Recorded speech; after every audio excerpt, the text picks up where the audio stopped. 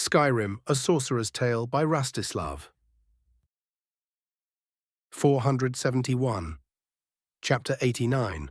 Old Friends. General POV. By the gods, this is unbearable. A blonde, mounted atop a warhorse and clad in impressive-looking furs and clothes, muttered, "Was it this bad when you were first here, Jarl Balgruf?" he asked while desperately trying and failing to fan himself. The man riding next to him chuckled, even as beads of sweat poured down his forehead. "I had other things to occupy my mind. Back then, I am afraid, too much heat in our blood to notice the heat of the land and all that." The third rider, one a fair bit younger than the other two, merely smiled, his enchanted clothing making the trip perfectly comfortable. Being the Jarl of Winterhold had its advantages, despite the relative poverty of the hold. A bit of heat is more than worth it. The fourth rider smiled widely. The opportunity a gathering like this will bring us is not to be ignored. Balgruf scoffed, "Still seeking to prove your clan isn't cursed after what your mother did, Blackbriar." The moment the words left his lips, all the nearby housecarls tensed. "Bah!" Hemming Blackbriar scoffs, "I don't need to prove a thing to you, Olafsson. She was stupid in the way she went about it, but the city was protected, and that is all that matters." The Jarl of Whiterun stares him down for a long moment before chuckling and shaking his head. "As you say, Blackbriar, as you say." "Peace, my friends." The first rider interjects, "We are closing in on the gates, and it would not do to make ourselves look at odds." "At odds, King Torrig." Jarl Asor speaks up for the first time. "But that was mere banter." "Imperials are odd like that," Balgruf explains, to the great amusement of his more experienced fellows, and to many merry, "Yes, indeed." Their conversation slowly trailed off, and soon they found themselves entering the greatest city upon Nirn, the people of whom gave them their best welcome, and nearly knocked a few of the Nords out with how overwhelming the very air had become, and yet all of them endured, and came upon the white gold tower, where a grand reception awaited them. Within the seat of the Empire's throne, a few crowds had formed, one made of Cyrodiilic nobles and soldiers, one of the Emperor's own entourage, and finally one of the Dunmer of all houses, all of whom surrounded their liege lord, who was currently busying himself staring at the group of Nords entering the chamber. They offered their greetings and bows to the Emperor upon the ruby throne, and to his heir apparent, who smiled at seeing the familiar faces, even if they never truly became friends in the usual sense. Allies? Certainly, but not friends.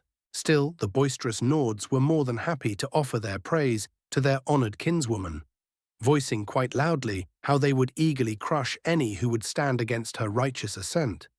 An act no one doubted, as all the Jarls, including the High King outright, made an oath of the whole thing, placing the weight of tens of thousands of furious warriors behind the last scion of Talos himself. Understandably, such a declaration utterly silenced the throne room, a silence that was soon cut through without mercy by loud steps echoing as they struck the marble flooring, and the quartet of Jarls and their protectors rounded to see a figure approach, one who now looked down at them with a completely blank expression. Not being one to immediately cave to such tactics, High King Torrig returned the gaze with his back straight and heart firm, staring the interloper down without flinching. Already whispers began spreading throughout the great chamber, speculations and rumors abounding in mere seconds.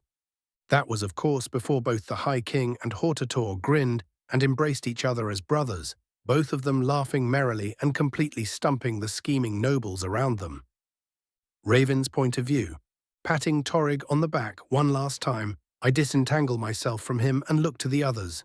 Balgruf, I nod at the man who returns the gesture. Ashur, the young Jarl of Winterhold, ever so slightly bows his head. And Hemming, I raise an eyebrow. "I am surprised you managed to escape dear Maven's clutches. How is the shrew, by the way?" The poor man groans, "You too, flame tongue?" He cries out a bit too dramatically, "Why does everyone keep going on and on about my bloody mother? If you are so curious, go and ask her. Might as well save me a future headache." His housecarl, it seemed Maul had found another employer, hides his snort with a cough. "Touchy subject?" I ask with a shit-eating grin, and he rolls his eyes. Thus entertained, I turned back to the rest of them. Come on then, I am not going to force you to stand after such a long trip, and we have some catching up to do. An offer they were more than happy to oblige. My subjects welcome my allies with open arms, as they were told, and many introductions are had, most of which are paused as Almiril Farron is dragged onto the proverbial stage, and the Nords proceed to toast him repeatedly for his participation at the battle against the dragons. Something he took in stride, as much as he may have hated it, he had gotten used to the reaction. That and his wife and kids travelled here with him, which obviously mellowed the myrrh out quite the bit. All the while this was going on, poor Irileth, who had obviously followed Balgruf south, was looking between me, my subjects, and her master with the trademarked fish out of water expression. The poor woman still failing to compute the cunt, who used to annoy the shit out of her whenever he visited, was now technically her sovereign. I personally found it fucking hilarious. But I could not spend all my time fucking with the poor warrior woman, and soon enough, after receiving the obligatory marriage-teasing congratulations, I began asking the Jarls and their followers about their works and actions in the past months, an act that brought up yet another cheer, as all of them present profited greatly from my import orders, and would no doubt use the wealth to grow their domains instead of hoarding it like idiots not worthy of their positions. That was in fact a threat. Little Assur, who was no longer so little, and surprisingly grew out of being my puppet to becoming an actual ally worth having, was more than happy to inform me of the state of Winterhold, and how much it was prospering due to the increased trade and acting as a wayport between Solitude and Mournhold. Winterhold was still very much among the poorer holds of Skyrim, but at least the city itself was growing wealthy enough to begin true reconstruction and recovery from the disaster that brought it low. That many a Nord applied to the college due to the sudden glory of the profession and became skilled magi in their own right was but a happy little coincidence. Balgruf was more than happy with how things were unfolding, and I could even see him growing just a teeny bit more chunky than before, but I could hardly begrudge him his peace after he had acted so decisively to win it. I could not begrudge it, but I would certainly have to take it away soon enough. Hemming Blackbriar, a man I could appreciate but hardly respect all that much, did not attempt to ingratiate himself with me more than he already had by being a useful pawn once upon a time, and instead focused his attentions on my subjects, drawing up trade agreements that would further the prosperity of his hold and his clan, while the rest of us chatted. Oddly enough, that served to win him more respect and favour than any words he may have said, even if I did have to call him out on the current state of Riften, as the walls were still not fully repaired. A misstep he justified by enlarging the guard after thoroughly purging the little shits. I do wonder how Brynjolf and his posse were taking the sudden reordering of their city, probably by getting drunk now that I think on it. Torrig himself was more than eager to let his Jarls speak and only joined himself once they were all done, telling me proudly of how he kept following my ideas and settled the people in newly founded towns along the roads and rivers so that he would never have to deal with overcrowding again. My own subjects' looks, once they realized I effectively used Skyrim as a testing ground, were appreciative, to put it politely. Torrig spent some time praising his son, whose steps were growing firmer by the day, and of course his once more pregnant wife. Horny little bugger, Scorch very usefully commented. The topic inevitably shifted to their travel and the freshly repaired roads between the provinces, and to that of other travellers. Which is to say, the conversation inevitably shifted to that of the Bretons. We met them after we passed Bruma. Torrig says a trio of petty kings and their knights, all of them of the East, decided to show their solidarity with the Empire by attending your wedding. Solidarity, Balgruf cuts in a distinctly disdainful drawl. Bloody fools could not agree on how they set their camps up, much less on how to show their support. They should have arrived with us, but after 3 days of stupid delays, we decided to just ride ahead. Not the way I'd put it, but not incorrect either. Torrig gives the man a pointed look, to which he offers an apologetic one back. But I was more interested in something else here. And what of the Bretons of the West? Do they expect their absence to be ignored? I don't know, Torrig states bluntly and shrugs. I do not engage in spycraft within the other provinces, and they seemed peaceful enough for years now. Either they simply do not care to attend, or there is something else brewing in High Rock. Probably Daggerfall growing too big for their robes again. The annoyed voice of one Vels Carvani cuts in, drawing all attention to himself in an instant. It isn't the first time the fools tried growing in influence while their opponents were distracted. At least someone has an idea. So what do you advise? Outside of just intimidating them into submission, Vels asks as if it were the most natural reaction in the world, but seeing my instant deadpan he scoffs, just send the guild to see what they are doing then. Either they are playing at internal power games, or we have potential traitors on hand, and neither is acceptable. Master Carvani speaks sense. Balgruf nods his agreement. A potential problem like that should not be left alone until another province is lit ablaze. The other two Jarls present are nearly as fast in voicing their own support. Torrig's expression remains perfectly calm at the allusion to Ulfric's rebellion, but I feel a wave of sadness radiate off him for a brief moment at the reminder, "Raven, I trust you can have this well in hand."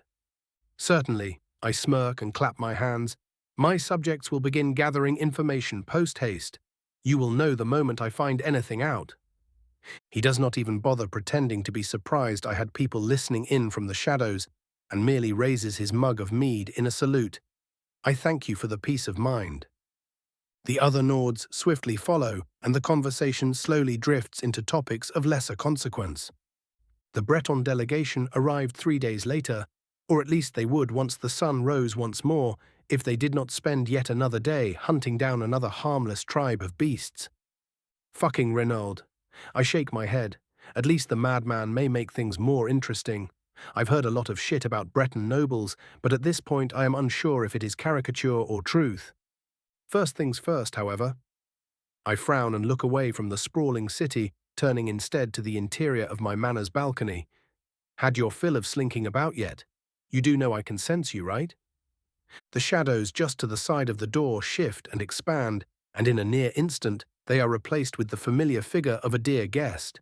A dear guest currently giving me a totally innocent smile as she pretended to clear her nails. Can't really test if my concealment spells work. If I announce myself now, can I? Fair enough. I raise my hands in faux surrender and chuckle. Did the locals give you any trouble? She tilts her head. The Hasseldor fellow was polite enough, and seeing as you told him about me, he was quite willing to cooperate, so long as I did not try and expand. Hopefully that shouldn't be much of an issue. I grin. I doubt mortal blood is all that enticing for you at this point, Serana? She grins a fanged grin. I get by. I probably do not want to know. 472. Side Story 3, The Vulkihar Venture. General POV. An older man, a seasoned sailor by the look of him, trembled in terror as the creature that took his crew stood over him. He knew from its expression that he was already dead, and yet even as those hungry crimson eyes gazed into his soul, he still spoke, his voice a stammer of fear. We thought... You thought what exactly? The creature pretended at patience that you could just use my home as a port for your trade. The disgust in its voice apparently quite real. Even if the sailor could not accept that as fact, the fear for his life bidding him speak further. This place always took our merchandise without issue. His fear turned to panic as he saw his exclamation elicit but the slightest upturn of the brow. We had a god's damned deal, and the lord of the castle was always discreet. The lord of the castle. The creature hummed and then smirked. I am afraid there has been a change in leadership in recent times, one only a blind and deaf man would have missed. But he tried speaking up, but felt something pressing upon his mind, and his panic both grew and sputtered out. Shh! It placed a finger upon its lips. You are of no true use to me alive, and dead meat should not speak. An instant later, the sailor felt claws rip into him, and then all was agony. Lady Serana Vulkihar felt only boredom as the slaver in front of her succumbed to his wounds, yet another mark of her father's previous deeds that she had to deal with. And it wasn't even the first one. My lady. One of her attendants spoke up, a recently turned one and still quite respectful for it. She'd likely grow out of it after a while and then become another grasping fool. Nothing. Serana waved her off. Clean this place up and free the cargo. You may do as you like with the crew afterwards. She pauses and adds, so long as they are removed as well. She had had no true issues with her subordinates creatively interpreting her orders, or at least not after the first few demonstrations of just how little she tolerated such things. But she still found it much easier to just spell things out when necessary, instead of trusting a vampire's better nature. If the New Bloods even had one of those, she thought with dark amusement. She did not wait much for her attendants to disperse and begin their hunt, and once she was left alone, she began her trek back to her castle, a though that still gave her pause from time to time. Not that she spent most of her time inside these days in truth. The fact that the sun no longer felt like it was trying to flay her alive meant she could spend as much time outside as she wanted, and having spent thousands of years in a literal stone box, she would wish for as much freedom as possible indeed. She was also kept surprisingly busy by her new role, as wild vampires seemed to be popping up across the entirety of Skyrim on what felt like a monthly basis, and the small town that had sprung up on Vulkihar's southern shores was not without problems either. The yet nameless town was built in a way that was oddly tall and concentrated. All of its stone buildings and even the docks built with foundations that were raised with rising tides in mind, and considering the relatively small size of the island, the buildings were all nearly touching with how close they were, leaving the alleys between them almost claustrophobically narrow. Perfect for a midnight stalking, one might even say. The mortals who inhabited it at least knew to behave. The refugees from both the civil and dragon wars had more than enough excitement in their lives in recent times and were quite happy to just live a quiet life of well-rewarded hard work. They were also not to be touched by her servants or herself. Oh no, that privilege went to the sailors, the lot of whom were encouraged to drink and spend as much as they possibly could when they would arrive, a plan greatly aided by the fact nearly all the buildings closer to the shoreline were inns and other houses of the night, and were all surprisingly cozy and welcoming. Those who overindulged would find themselves slightly more woozy in the mornings, and that would be that. Those who crossed certain lines, however, would simply disappear, never to be seen again. It was not a perfect system, but it had only been a bit over a year, and she was still reluctant to turn her own subjects into what was effectively cattle, no matter how much Mother or their more powerful subjects protested her flights of fancy, how they still thought it acceptable to behave like animals after what happened to Harkon, she would never understand. At least they had enough sense for self-preservation to obey her commands despite their own beliefs. Mood promptly ruined, Serana stopped her observation of the town and ascended into the castle, the gate guard and the few vampires she had allowed to be sired all bowing as she passed them by, not so much as slowing down until she reached her and her mother's wing of the castle. But before she could enter, she heard a familiar voice within and stopped, moving rapidly in the mortal world. Only recently, the upheaval in Morrowind and the preceding war with Black Marsh changed the entire eastern landscape, likely for millennia. If we do not begin spreading our influence now, we might be left helpless whenever an organization of sufficient power sets their eyes on us. This again? Serana held back a frown and entered the room, revealing the forms of Valerica Vulkihar and their most trusted advisor, Garen Merethi. The dark elf-turned vampire immediately met her eyes as she made herself known, and bowed, "My lady, it is fortunate that you are here." She did not immediately respond, and instead walked in, taking a seat across her expectant mother and only then speaking up, "Have another pitch to throw my way, Merethi." The Dunmer did not quite scowl, but the feeling was definitely there as he inclined his head respectfully. "All I am saying, my lady, is that remaining isolated while the world rapidly moves on will come to bite us sooner rather than later." "But we are not isolated, are we? Not truly, at least," Serana points out. "You just find it grating that we rely on outside sources for information, no matter how reliable." "Forgive my impertinence, my lady," Garen drawls with practiced deference. "But can you not see how using the newly ascended Hortator's own network for such things might prove inefficient in the future?" He was about to say foolish, wasn't he? The thought pops up unbidden, and she feels her irritation grow a fair bit. The very same Hortator who is our closest ally and the personal savior of both myself and my mother, Serana asks instead. It is not Garin who answers her, but Valerica, daughter. She speaks with as much kindness as she is capable of.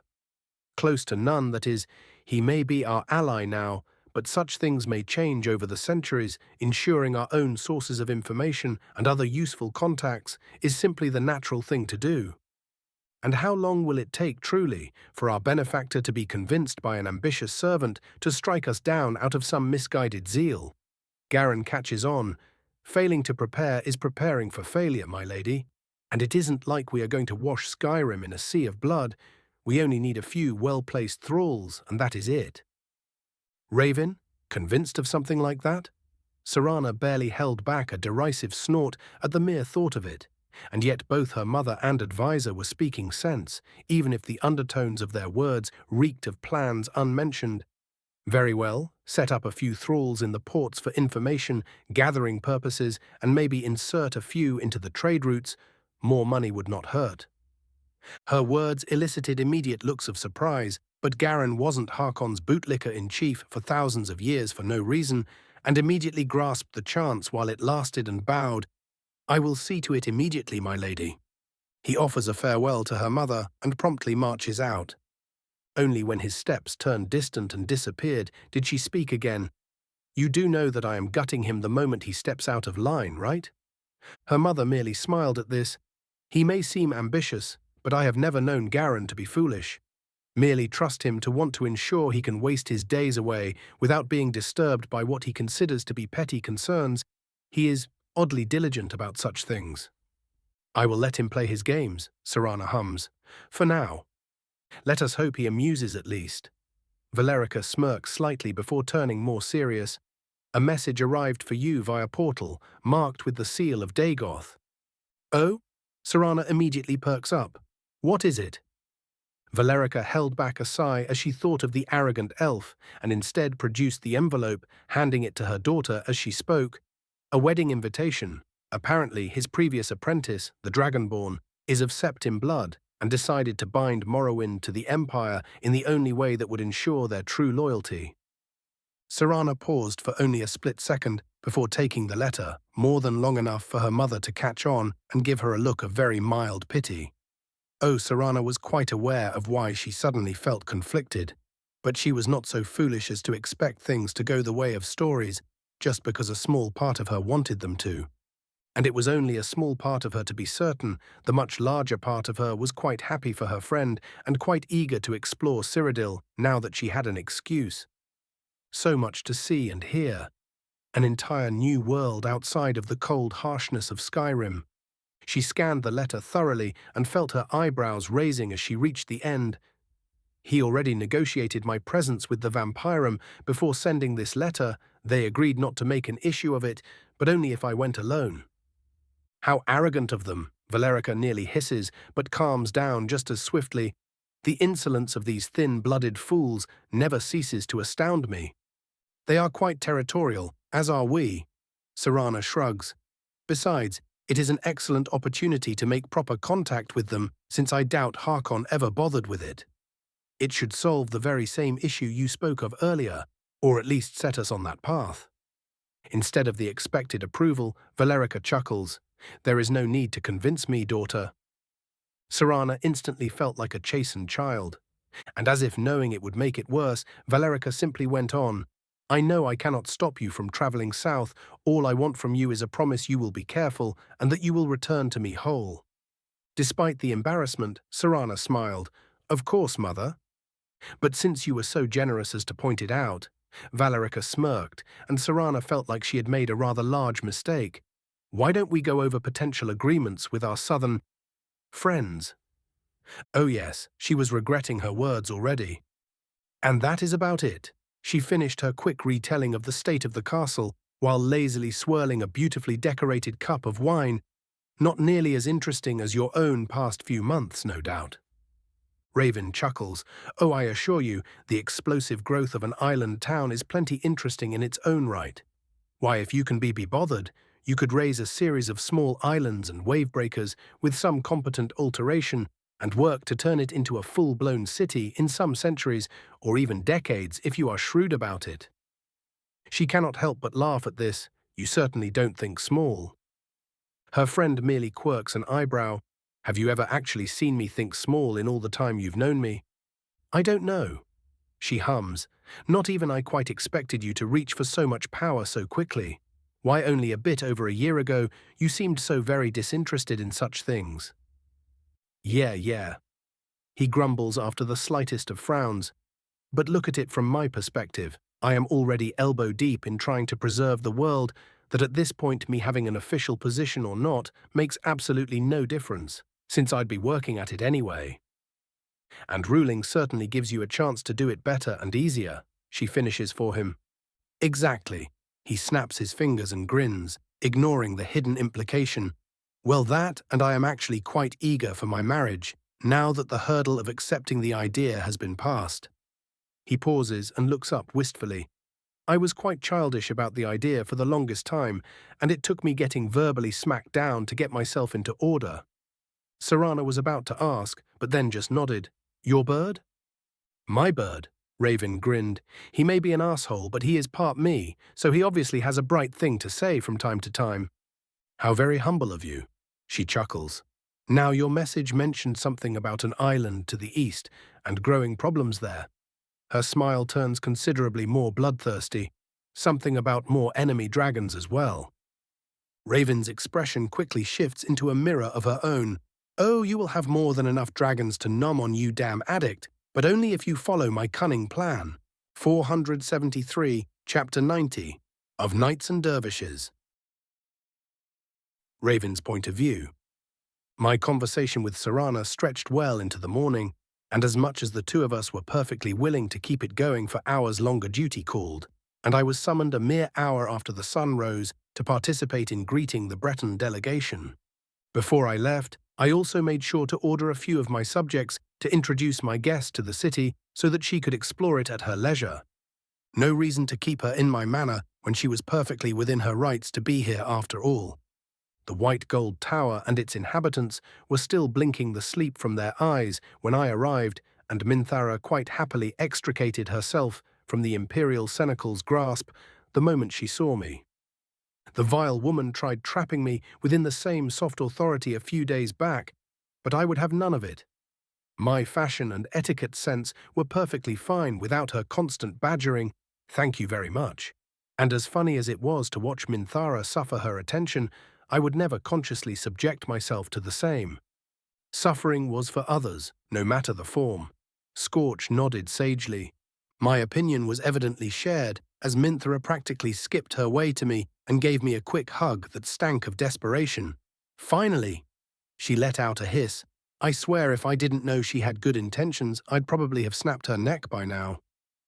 She is letting you off far more easily these days, I point out, doing my utmost to stop my lips from twitching up. Just think back on how bad she was when you first came to Cyrodiil. The same woman who dug through Alduin with her bare fucking hands shudders in terror. Never speak of that again. Naturally, the only reasonable response to that was no promises. She grumbles before decidedly changing the topic. What do you know of our other guests? The Bretons? The Red Guards. She gives me an odd look. A small delegation came in across the western bridge yesterday. Huh, I cup my chin. I had no idea they were coming. Well, I do suppose I was rather distracted, so my agents probably did not want to disturb me. Locked yourself in your library again? She asks, amused. Nah. I shake my head. Had a guest visit me in the evening, spent all of it catching up. For whatever inexplicable reason, she narrows her eyes. And who is this guest? Serana Vulkihar, I tell her without a care. I sent her an invitation a week or so ago. Her eyes narrow further, and I give her a dry stare. Don't look at me like that. Your dragon is showing. She crosses her arms, stares at me for a bit more, and huffs. Fine. Now about those Red Guards, I go on as if nothing happened, extending my arm to the side, only to have it suddenly filled with a neatly folded scroll. I hum as I give it a quick read. A forebear delegation, one of their counter-equivalents you inadvertently helped during your excursion, seems to be interested in working with the Empire to liberate the rest of his people. And by liberate you mean he wants to rejoin despite our previous betrayal. She catches on quickly. Surprising. Not really. I shrug, and seeing her expectant look, I elaborate. It is one thing to be pissed at Titus and his decisions, but it is another entirely to be pissed at a dragonborn septim, especially one who was already seen to be aiding the fight against the Thalmor, and from atop a dragon at that. Dragons do tend to encourage that kind of thinking. She nods smugly. But we can stand here and speculate for hours if we wish to. We can't know until we actually meet them. And I am guessing that kind of meeting will not be held in the throne room. I ponder aloud. She nods. Indeed, we will receive the Hammerfell delegation after receiving the Bretons. Probably prudent.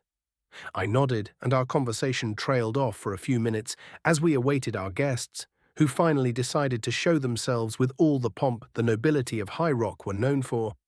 The first to enter was a tall, if somewhat chubby, clean-shaven blonde, with long and, dare I say, luscious hair. His deep blue coat decorated with as much gold as he could fit, without looking outright garish, with the highlight being a large chain of golden squares that did more to encircle his shoulders than to actually hang off his neck. Instead of a sword, at his belt hung an obviously magical scepter tipped with a sapphire, and atop his head lay a crown just a slight bit too ostentatious for a mere petty king. Behind him came another two, an old man and a young woman, both of them crowned and wearing clothes coloured in their own heraldry, but also small tokens here and there that showed them as allied or at least supportive to the man that entered first. It did not escape my eyes that their crowns were also just slightly lesser. And behind them came a pair of knights each, the most noticeable of whom was the imposing form of Reynold Bellarmine, the knight commander of the Knights of Evermore, and the same man who aided me back in Markarth, as well as throughout Skyrim's civil war. Judging by the heraldry he bore, the golden sword crossed with a scepter on deep blue, the man in the lead was no doubt the King of Evermore, even if his domain was more of a dukedom. The throne room quietened down at their approach, their assured walk ceasing only when they reached the steps to the throne itself, and then as one they knelt before the Emperor. Titus rose his hand and bid them, "Rise, my friends, and be welcome to Cyrodiil." "Thank you, your Imperial Majesty." The man in the lead once more bows his head and stands up, swiftly followed by the rest of his entourage. "We, the rulers of Hrothgar, are as always loyal servants of the Empire and are honoured to answer an invitation to this, most auspicious of events." Hrothgar being Eastern High Rock. My eyes narrow. So that is his game. Titus' own thoughts seemingly follow my own, only the rulers of Hrothgar, or do you represent the rest of High Rock? The man nearly manages to hide the shine of satisfaction from his eyes before he speaks. I am afraid our western kin have declared themselves too busy for such an event. We are here of our own accord. I see, Titus says neutrally. Such is their right, of course. I would not dare say otherwise. The Breton nods along. But let us not speak of those two bereft to pay heed to such important shifts in our glorious nation. He claps his hands, and a pair of what looks to be Evermore squires march into the throne room, a large chest between them. While the gifts for Her Highness and her intended will be given after the ceremonies, we would be delighted if your Imperial Majesty would accept this small offering as a sign of our esteem. Flowery little shit, isn't he? I hear Scorch grumble. Humming very lightly along, I answer, but he is not stupid, and that means he could be useful. My eyes meet Minthara's, and we have a silent conversation that follows along those very lines, the two of us sharing a nod after only a brief moment and turning back to the guests. The throne is as always honoured to receive gifts from its loyal subjects. Titus nods along and waves for the squires to leave the chest, but not before opening it and revealing admittedly impressive piles of jewellery within. Not terribly practical, but not all gifts need to be. Gift-giving of this level is usually a prestige-chasing pissing contest after all. More platitudes are shared between the two, the other Bretons remaining oddly silent as they spoke, before Titus gave the man an excuse and pretty much told him to go and introduce himself to us and stop bothering him, but in much more polite terms. That the man was not at all offended, but instead seemed eager, was quite telling of his goals. The moment he walked up to us, with his two hangers-on, his smile only widened. "Your Imperial Highness." He bowed to Minthara and then to me. Your Grace, it is a great honor to meet the two heroes who saved us all from the World Eater. The Empire's future is in most deserving hands indeed. Not pausing a moment, he goes on. While I am certain you are already aware, allow me to introduce myself and my fellows. He straightens his back. I am King Uthred Bellamane, the ruler of Evermore. To my right is King Howard Mark of Morkul, and to my left is my own betrothed, the Queen Jeanette Duran of Johanna. The two of them offer quick bows and the same titular greetings while still leaving Uthred in the lead. Welcome to Cyrodiil, King Uthred. Minthara parrots her adoptive father while offering the Breton a thin smile. I will admit, despite having some time to get used to my new position, I am still surprised by how many people have come to show me their support.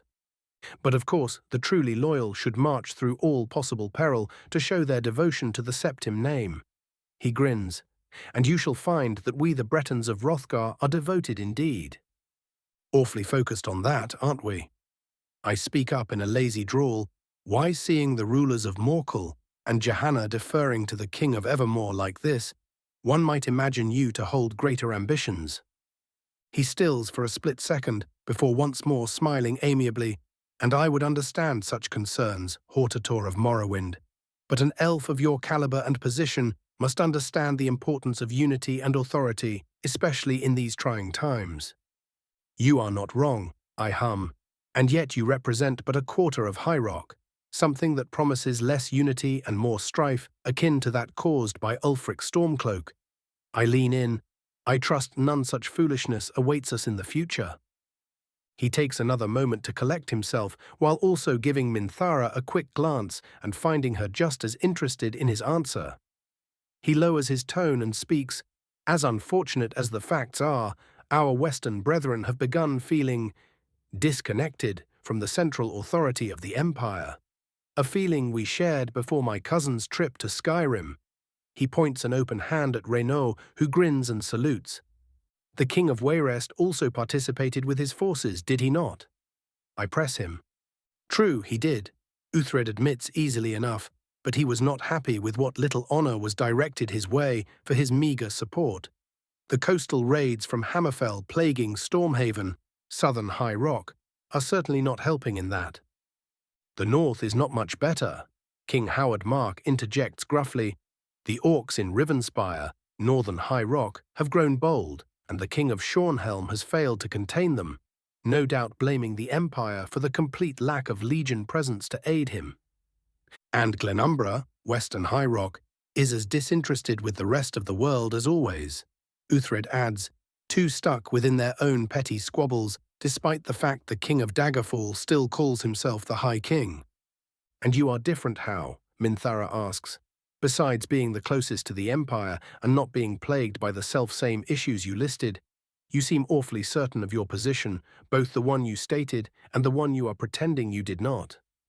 Momentarily cut off by her bluntness, the royal takes a few seconds to answer, I forget you are of Nordic heritage, your Imperial Highness. He chuckles weakly. Please, take no offense, if my love for the games of speechcraft bother you, so I shall be blunt. His expression firms, we have profited greatly due to our renewed cooperation with the Empire, as can be attested by the actions of my cousin here. Reynold grins happily. Indeed, King Torrig's support was quite handy when we set to purge the Reach utterly. A great boon for trade as well. The Queen of Johanna interjects, caravans not having to worry about such things as barbarian raids on the trek between my city and Solitude has improved the prosperity of my people greatly. As you can see, Uthred spreads his arms. We are quite content to be a part of the Empire of Tamriel, but such thoughts may not be supported by our brethren. We would see them humbled with the least bloodshed possible, so that this prosperity may spread to all, and we may live in peace. After dealing with all the threats, of course, Reynold states. Of course, my cousin speaks rightly. Uthred gives the man a mildly annoyed glare. Should the Alinori seek to invade us once more, we will naturally fight with all the might we have at the side of our Imperial, Nord, and Dunmerry brothers and sisters. All under your wise leadership, no doubt, Minthara hums with only light sarcasm. But the Breton king is not cowed. Am I at fault for seeking to guard my people? Do our goals not align? As comfortable as it would be to just leave things as they are, all of us would be served much better with High Rock placed under a firm authority that does not permit its usual factionalism. Minthara and I share another quick conversation, and after an agreeing nod, I speak. Your words, if true, are certainly tempting to listen to. However, I raise a finger. We will have to confirm them ourselves. I trust you will not take offense at the fact we will trust but verify. I have spoken naught but the truth, Uthred assures, and I will not be so impertinent as to suggest you must trust me implicitly. I know for a fact you will find yourself agreeing to all I have said, and we will be firm allies soon enough. Your confidence does you credit, I state neutrally. He just inclines his head. Very well then, bearing any foolishness, consider your idea to be nominally supported. Minthara finally says, and the uppity Breton nearly begins jumping for joy. For now. She quickly adds, which does nothing to reduce the man's enthusiasm. Out of the corner of my eye, I notice Titus signaling for us to finish up and move to the council chambers. I recommend you go and meet with the High King of Skyrim and his Jarls now. I cut in.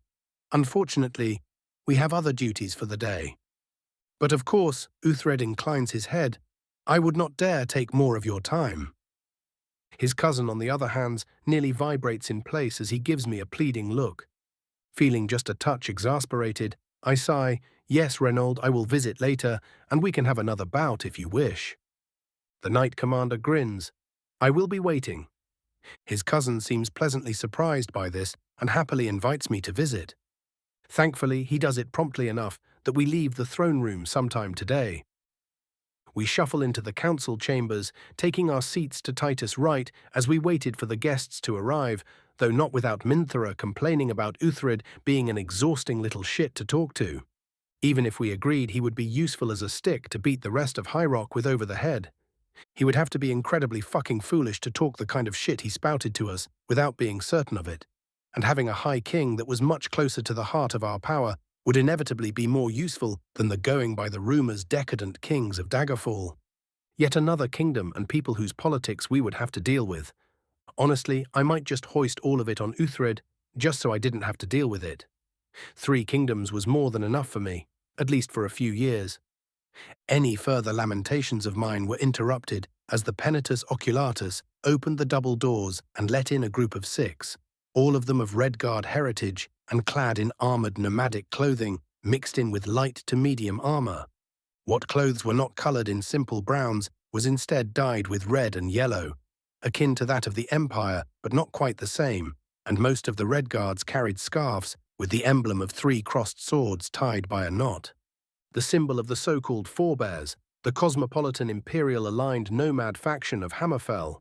The man in the lead was a heavily muscled, if somewhat stocky man, covered in facial scars, half of whom were covered by a thick black beard, much like the rest of his head was nearly enveloped by a near mane-like growth of hair. He looked like your quintessential nomadic chieftain, even if his finery greatly surpassed that of his followers. The Redguard man walked up to the seated council without a hint of hesitation, even going so far as to give Titus a mild look of disdain as their eyes met. Emir Casimir, Titus greets him, we were rather surprised by your presence. As well you should. The apparent Emir grits out, much to the outrage of a few of the council members. He ignores them utterly though and walks up to the 2 of us, his eyes laser-focused on Minthara. And to the surprise of many, he kneels Emir Casimir of Rihad. He introduces himself with something approaching reverence in his voice. I greet the child of the dragon. Rise, Emir, Minthara tells him, even as I notice a hint of confusion in her voice. He does as he is bid and does not waste time. You have aided our people without demand. His voice remains firm as he speaks, though taking on a far more respectful undertone than the one he had with Titus. The Ragada, forebears, do not forget such acts and would see themselves tied to such valor. You would join us despite what happened, she asks. I would have my people free and prosperous. He corrects, and I see no other way than to seek the shield of the Septim once more. The Nato Tambu, crowns, will seek independence no matter what. but they are too weak to keep it. Liberate Hammerfell and the children of Yokuda from Thalmor yoke. Return the justice of Akatosh to our lands, and we will serve gladly and without complaint." "And you speak for all the Ragada?" she presses. "I do." He nods. "The Thalmor grip on our lands is tenuous at best, and all they can do is launch raids on our coasts and disrupt our cities, more than enough to cause unrest to grow and to make brother slay brother. I would have this end." She does not hesitate, and so it will. And so it will. Casimir bows, waits for a second to see if anything else to be said, and then promptly walks out with his followers. "Well," I mutter, "at least he did not waste our time with platitudes." And naturally, the moment the words leave my mouth, the council room explodes with noise. 474. Chapter 91. The Big Day. As one might expect from such a controversial introduction, the good Emir's prompt visit rattled the Emperor's council something fierce, with even the more moderate members being at least somewhat offended by his behavior. Which is to say, we spent a lot more time discussing the topic than was necessary to reach the same inevitable conclusion, but without people's pride being spat on.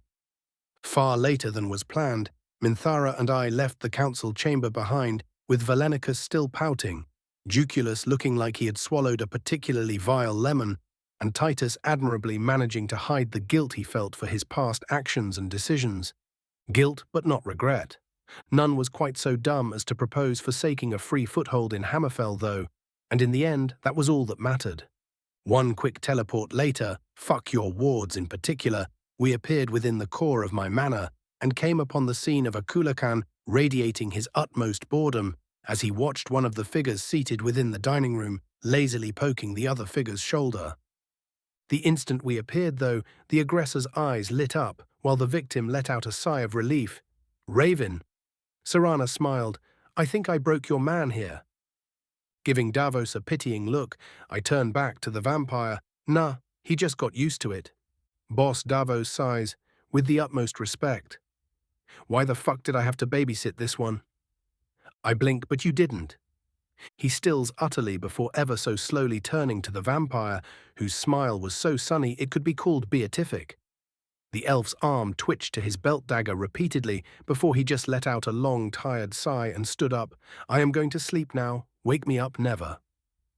"Should have just fetched Aelor," I point out with a chuckle. "He always did seem fascinated with you." Serana exhales in amusement.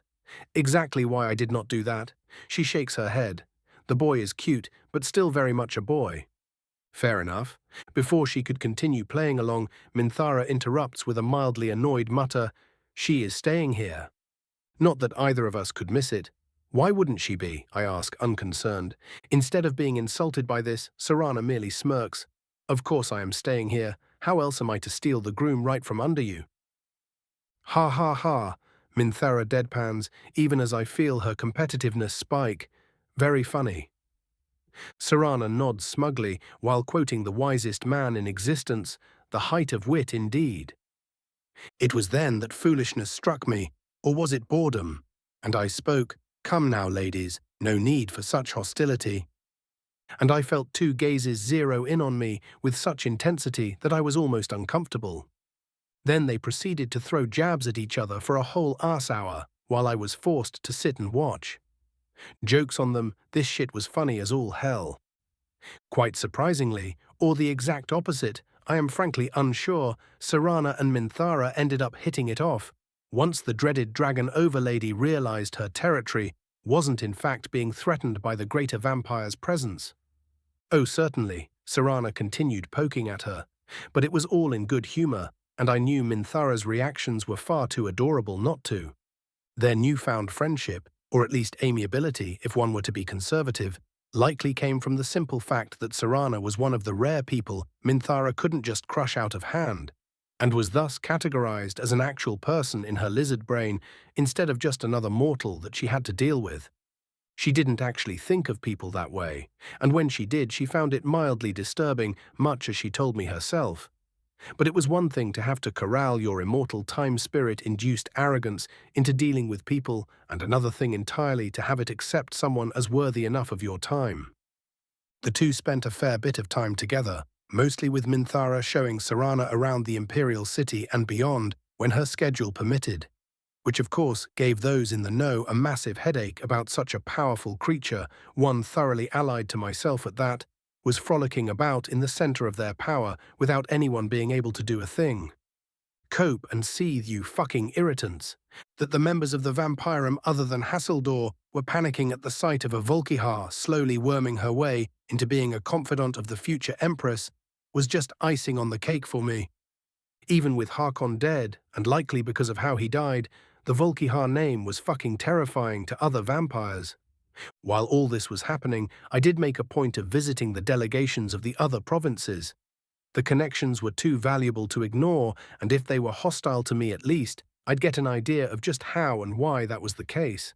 The first group I visited were the Bretons, and while I was forced to go through yet another day of slogging through formality and ostentation, I found them to be a mostly well-intentioned if very ambitious group of nobles who were open to certain reforms so long as it served their goals.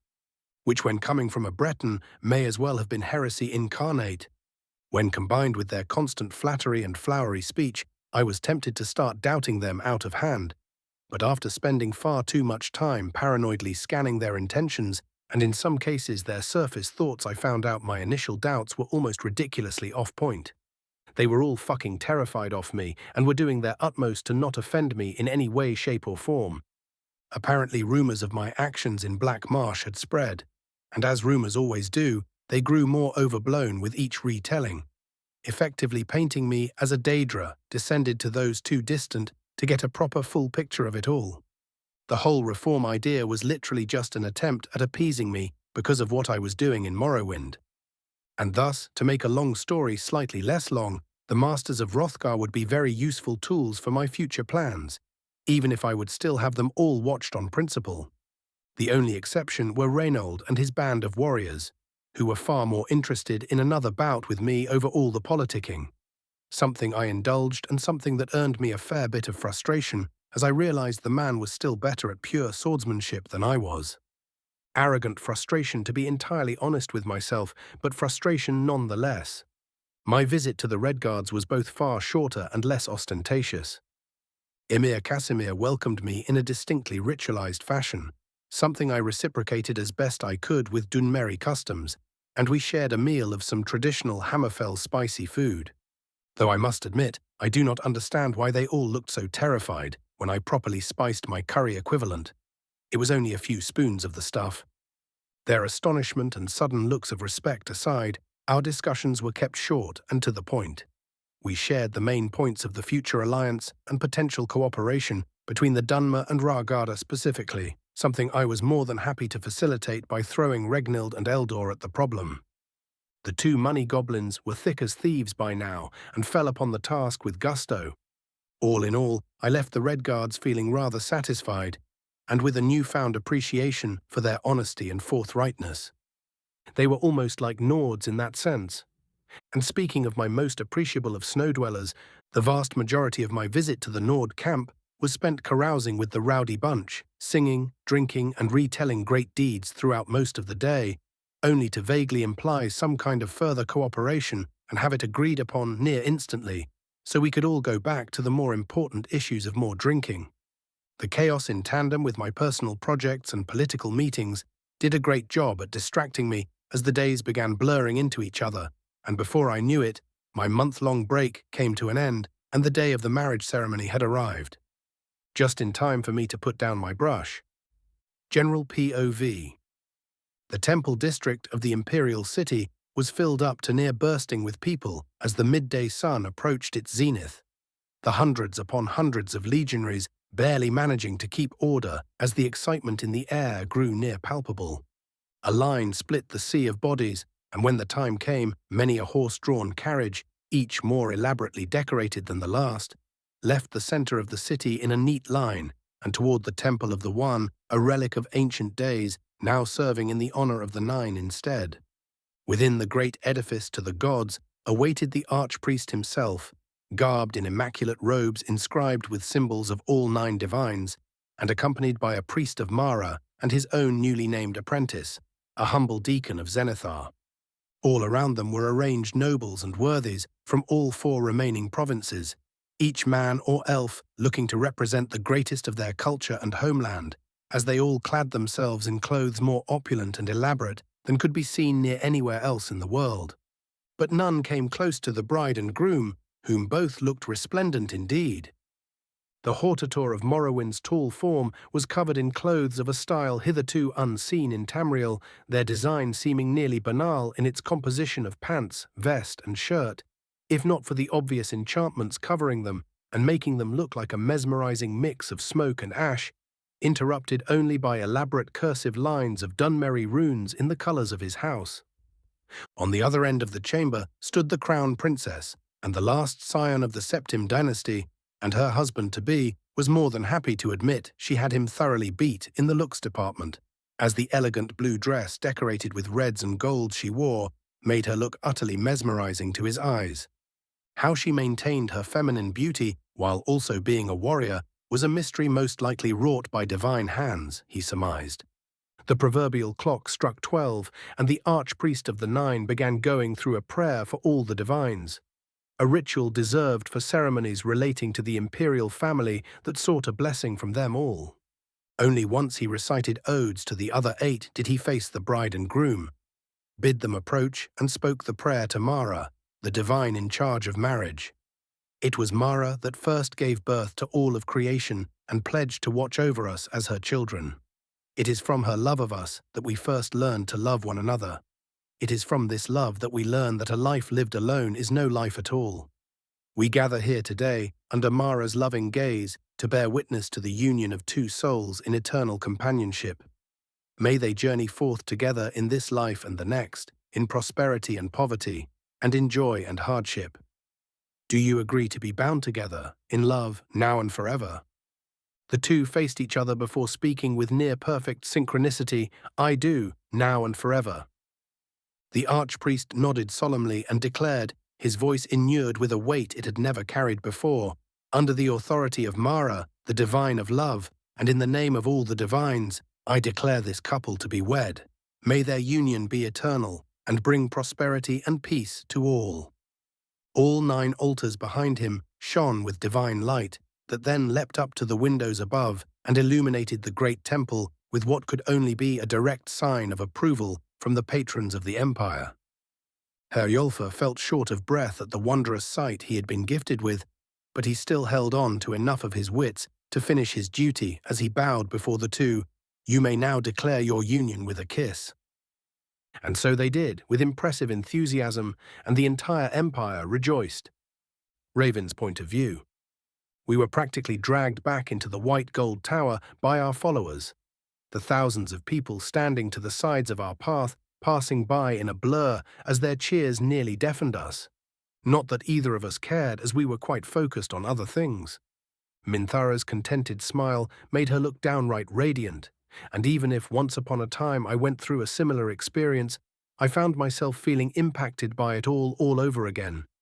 Young Raven may have been but an echo in comparison to the old man, but that did not mean I could not indulge that side of me and be genuinely happy for once. For as rushed and marred with politics as our marriage was, I found myself not regretting the choice one bit. As if in a blink, our mutual staring was interrupted as we found ourselves seated just below the ruby throne, said edifice currently left unoccupied as Titus busied himself mingling with the guests. "Finally got your attention?" Torrig smirked in front of us, his fellow Nords grinning widely as Minthara held back her embarrassment. I naturally only winked at them. You weren't much better if memory serves, couldn't stop looking at Elisif for 1 second. Chuckling in good humor, the young ruler shrugs, and any man who is shamed by such is a fool. He grins. "Why, I fully expected to die of old age before you settled down. This, on the other hand, I must say, the future has never looked quite as bright with your union." "Here, here." The Jarls raise their mugs. Having managed to collect herself in the meantime, Minthara clears her throat and smiles at them. He certainly did need some convincing at first, but my husband, and how she preens at the term, knew not to dig his grave too deep. "Ha!" Balgruuf laughs. "He is a flighty one, that much is certain. He gives me a bit of stink, Maybe now he will finally stop pestering old folks when he is feeling bored. Oh, come now, Balgruuf, I smirk. I only shook your world thrice or so. You had me growing grey hairs with tales of the apocalypse for as long as I've known you. He barks without heat before sighing, I feel like I've aged 3 decades in as many years. I feel like you are barking up the wrong tree there, my friend. Torrig chuckles. Balgruuf frowns. What do you mean? I don't know what you want me to do, Jarl Balgruuf, Minthara ponders aloud. Terrifying nobles sounds like an incredibly useful hobby to have. The poor man shudders and mutters, there are 2 of them. Amusing as my Jarl's suffering is, Torrig contains his chuckles. We really should make way for the other guests before they start a riot. He pulls out a scroll and presents it to us. From the kingdom of Skyrim, I present to you the deed to Proudspire Manor in solitude, to belong to you and yours in perpetuity. A practical, symbolic gift, considering they did not actually have anything we would need besides their armies and taxes which they owed anyway. The Jarls themselves also presented gifts of their own, Balgruuf informing us of 2 new Whiterun steeds in the stables, Assur presenting us with 2 enchanted banners imbued with the courage spell, and Hemming naturally bringing a dozen barrels of the best mead the Blackbriars ever produced. Other Jarls sent servants in their stead, mostly bringing us forgettable, if valuable trinkets. I miss staying in Skyrim, Minthara mutters as they leave, and the music picks up once more. Cyrodiil is so stifling after you get used to it. Well, at least now you can stay there whenever you want. I toss her the deed, an excellent summer home, even if I do prefer Silrune Fell. She scoffs in amusement. Of course you prefer your own tower, but as delightful as your city is, it is a bit too orderly for a proper Nord party. Hey, don't knock it till you try it. I point at her. Skyrim's elves may have been too focused on survival, but old elves tend to go wild when looking for excitement. That naturally transfers to some of our parties. She pats my shoulder consolingly before snuggling up to me. There, dear. I am sure your parties are just as good. Barbarian Nords have no taste as always. I raise my nose before suddenly halting. Look alive, here come the vipers. She does a good job at hiding her pout by the time the Breton delegation saunters over to us. King Uthred smiles widely, even as his nerves radiate from within him. Congratulations on your auspicious union, your Imperial Highnesses. I must say the 2 of you are an image of elegance. He directs a curious look at me, even if I have to admit to never having seen that particular form of suit. A House Dagoth garb, perchance. A little experiment of mine only, I am afraid. I correct him graciously. Most of the surviving Dagoth fashion you'd find today is either robes or armor, and that felt far too stale for my wedding. He blinks in surprise before seemingly evaluating the suit I was wearing. Certainly a bold choice. The actual discernment in his eyes disappears near immediately, and the simpering returns.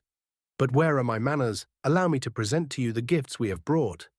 His lickspittles offer similar compliments, and we are once more presented with a deluge of mostly useless, if pretty trinkets and clothing items. The Bretonic obsession with looking powerful and important, instead of actually playing the part, being a rather recurring theme. I will admit that my smile was genuine once Reynold presented us both with shields of his order, something his cousin seemed incredibly smug about. Wear us down with the boring shit so the sentimental gift has more impact. Minthara mutters as they leave us alone. No wonder my people dislike this kind of politicking. It has its uses. I hum. Thought I will admit that it is rather grating it is happening on our wedding day. She grumbles in affirmation, and we are once more accosted by more guests. Hours pass like this, as delegations from every corner of the Empire approach us to curry any manner of favor or to show their support, with some being more genuine than the others. And once that is finally over and done with, we proceed to the feast in truth, and then the dancing and merrymaking. The choice in bards was excellent indeed. But I still had my own little gift to give, even if that was not really a tradition here. And so after clearing my throat with just a touch of magic added to the noise, the entire hall turned silent. I clapped my hands, and Akulakan stepped inside, gingerly carrying a large covered package. Raising my glass of brandy, I face the crowd. I thank you all for coming to share in this blessed day with us. My wife and I are delighted by your support and well wishes. The crowd cheers, but before I let you all get drunk, as you very well should, the Nords of course react as you might expect. I feel like I should present a gift of my own. My words served to confuse them somewhat as I turned to Akulakan, who had laid the large canvas stand onto the ground, and with a flick of my hand I unravel it. While this is a gift to my wife, one I have invested much work and effort into, I feel you are all due a glimpse as well.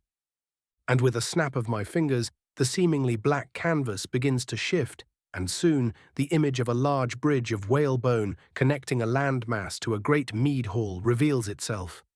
A silent but steadily growing in volume chant begins to fill the hall, and out of the mead hall begins marching a small army, headed by Tsun, Minthara, and myself. By the time the display was finished, multiple things happened simultaneously. First, I realized that showing the Nords the truth of their beliefs might have been just a tiny bit of a bad idea, as some of them looked rearing to go for a full-blown crusade to earn their place in the hall. The non-Nords looked fucking reverent, terrified, amazed, and a general mix between those three, and I could practically hear a good number of them swearing off of fucking around while the two of us ruled. And then I was promptly tackled by an overexcited Lady Dagoth. Good times. 475, Chapter 92, Northbound once again. General POV. Emperor Titus Mede II slumped into a seat within his private chambers and let out a thoroughly exhausted sigh, his hand absently reaching to massage his forehead as the events of the previous month replayed in his mind. One might think the usual suspects in the Thalmor were to blame for his current state. But no, the High Elves did not attack the ceremony, nor the feast, as they had suspected, and instead focused what forces they could on a target they thought more likely to succeed. Namely the fortified port city of Anvil that faced the island of Alinor itself. Sadly for the inbred golden bastards, the city was for months now filled to the brim with both Penitus Oculatus and Morag Tong agents who found out their plans in advance and promptly slaughtered everyone involved while attempting to capture who they could.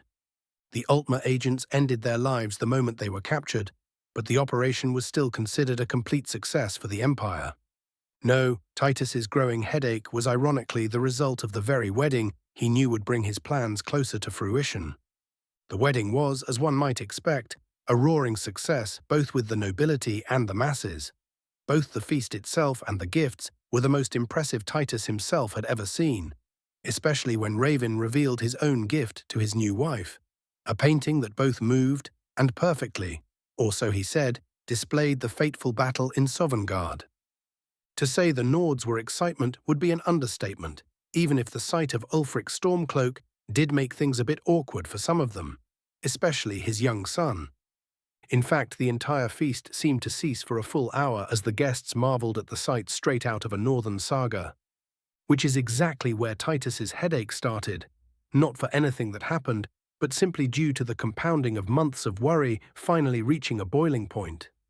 Oh, he liked Raven well enough on a personal level, but his repeated displays of power, his wise rule so far, and his quick wit were ever so slowly beginning to overshadow the achievements of Titus's actual heir. And while competence was useful in a consort, Minthara seemed all too happy to just let him do as he wished for the most part. She even tended to defer to him in most discussions for God's sake. The old emperor sighed once more and took a sip of his wine, swallowing the drink without even bothering to taste it, even as he remembered his seneschal's chiding over the habit. He felt the soul-deep exhaustion that followed him, ever since the war sink in even deeper, and for all the good the magic and potions available to an emperor did his body, his mind was ever weary, and growing more so by the moment. How long would he have to wait until she was ready? And how wise was the choice truly? The latter thought was discarded almost immediately. The constant badgering of his advisors was reasonable if one were to follow the usual thought process, but oddly enough, neither the Dragonborn nor the Hortator seemed to want to use the other beyond what the other was readily willing to offer, which would be ridiculous to even think in most cases, likely involving derisive comments about childish romances and foolish naivete. But by either sheer dumb luck or the will of the gods, it seemed to actually be one of those rare cases where things just clicked, for the lack of a better word. Politics aren't meant to be straightforward, damn it. The old man grumbled and downed yet more wine. His felt conflicted, his experience told him to seek hidden meanings behind every act, and be weary of lies and deceit behind every word spoken by lord or peasant alike. And yet his heart told him all would be well, and his dim faith had been reassured by the very gods bestowing their blessing upon the marriage. The irony of the obvious Mephilan being so straightforwardly honest about his intentions was not lost on him either. Ridiculous. He scoffed, though not unhappily. Either the new prince consort was playing them all for fools, which was not an unreasonable assumption to make, or he genuinely loved the future empress and was also a believer in the dream of a united Tamriel. Hours he spent worrying about what could be, going through far too many possible outcomes from the most banal to the most vile and outlandish, until the simple thought struck him so suddenly and harshly, he dropped his cup on the floor. Could he even do anything about it at this point? Any kind of effective action against the madly popular future rulers would result in a swift and permanent end of the Tamrielic dream, and most of said actions he would be unwilling to commit due to simple principle and common decency, which in the end meant he could quite literally do nothing. And just like that, the weight was lifted, and he let out a tired but happy chuckle. I suppose all that is left then is to make sure she is ready for anything. He exhaled in newfound contentment. Yes, I do believe it is finally time to start letting go. A thought that filled him with both excitement and dread. Now, if only the two took their time and did not take a sizable retinue and abscond north barely a day after their marriage without any kind of real explanation, he might have even gotten the chance to implement his decision. Oh well, he mumbled sleepily, let the children have their fun while they can. They certainly won't be getting the chance when I finally retire from that accursed chair. And with that happy thought, he nodded off to sleep. Raven's point of view. Behold the might of he who will bring the world to its knees. Ulf the Terrible, after having his obligatory mug of mead, cackled madly and promptly struck the walls of the Hall of Refinement with repeated chain lightning. You got him to that level, I point at the madman, in like 2 weeks? Indeed, student mine. Shalazar squeaks from his cushy seat upon the ceiling. If only he did not require alcohol in abundance, he would be the mightiest magician to ever magic. Could a Mer do anything but deadpan in disappointment at such a proclamation? Ha! Phineas scoffs from nearby. Now you know how the rest of us feel whenever you do something ridiculous. Instead of acknowledging his words, I merely raise an eyebrow. Enjoying your newfound authority, O Archmage of Winterhold? The poor lich wilts. Don't even start, you bastard. I am sure you were the one to recommend tossing all the work at my feet. Well, Tolfdir was already Archmage for what? I look to Shalazar. 200 years and change, the mighty lizard wizard informs. That, I turn back to Phineas. And you wouldn't want to bother the poor old man with such a burden again, would you? Phineas rolls his illusory eyes. Unless, I smirk, you expected Shalazar to take the spot. All the lich's annoyance disappears as it is replaced with existential dread. A most foolish option, most studious of students. The man himself squeaks. Snapping my fingers, I grin, and so here we are. Phineas parrots me sullenly, and so here we are. That reminds me, I speak up after a few explosions are thrown by dread Ulf. Shalazar, how is what's-his-name doing? The lizard wizard drops on the floor next to me, landing precisely on his feet as he answers. Young Valezar recovers most rapidly from his perils, my worrisome pupil. Good, I smile. He may not be the most deserving, but nepotism is a reason as any. Quite. The resident undead man interjects. He made for good research material in any case. Neither Shalazar nor I react visibly to the insinuation, much to Phineas's chagrin. A fact he gets over instantly. In any case, what are you doing all the way here? No more thrones to scheme your grey ass onto. He gets a prompt flipped bird directed in his general direction before I answer. Merely a pit stop, I am afraid. Thought to visit Septimus Cygnus in his cave before I left. but there was no trace of him or his research to be found. Yes, Phineas frowns. Ever since Savos visited him, before our descent into Blackreach, the fool was growing increasingly paranoid. We did still keep an eye on him, because it was common sense back then. But one day he just up and vanished. He pauses a moment before adding, should be around the time Stormcloak got gutted, but definitely before you killed Alduin, I think. So Mora had him pack up and leave as quickly as possible. Probably should have grabbed him the moment hostilities started, but I was understandably distracted at the time. Voicing none of this, I nod. Thanks, I was rather surprised the madman chose to leave his cave and permanently at that. No skin off our backs in any case, Phineas shrugs. He barely even interacted with the college for decades by that point. He had some interesting ideas, but getting them out of him was like pulling teeth. No great loss indeed. I hum and shift the topic to something less heavy. So how is the homunculus project progressing so far? And thus began a 2-hour-long rant on nerve structures and how fucking fickle the little shits were to handle, and how, if he did not have all the time in the world, he'd have burned the notes and buried the ash in a latrine 10 times over by now. He looked somewhere between wanting to strangle and kiss me when I told him about all I've learned through Corpus and my interactions with Devaith Fire. He definitely tried to strangle me when I told him I'd have to leave today. Got blasted by a turn undead so potent it made poor Ulf sober. The morning mists of the Sea of Ghosts felt almost welcoming as I walked down the wide stairs leading to Winterhold's dock and growing shipyard, the increasingly clingy and quite drowsy Minthara practically hanging off my arm as she refused to fully awaken. My wife's, and wasn't that a thought I did not think I would be thinking anytime soon, state was rather understandable considering the true extent of her newfound clinginess. Behind us marched a rather eclectic group of mostly warriors and mages, all of whom were selected either from my sworn Mer's most veteran ranks or the soldiers of Morrowind, or from the Dragon Banner's own swelling numbers. Alongside members of our inner circles, of course, only some of whom elected or were told to remain back in Cyrodiil.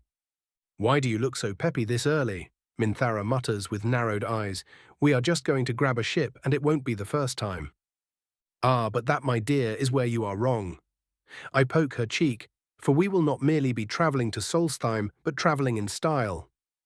And just as I finished speaking, we rounded a corner and were greeted by the sight of Torrig's own ship, the monstrosity known as the Jagged Crown. Judging by how she started vibrating in excitement, she was most certainly awake now. The trip to the island was not to be a great one, especially so upon a vessel as thoroughly enchanted as the flagship of Skyrim. Which is to say that Minthara's excitement died out just as quickly as it came, and she proceeded to pout as I went over the literal tons of supplies I hard-ordered be brought from Solitude with the ship itself.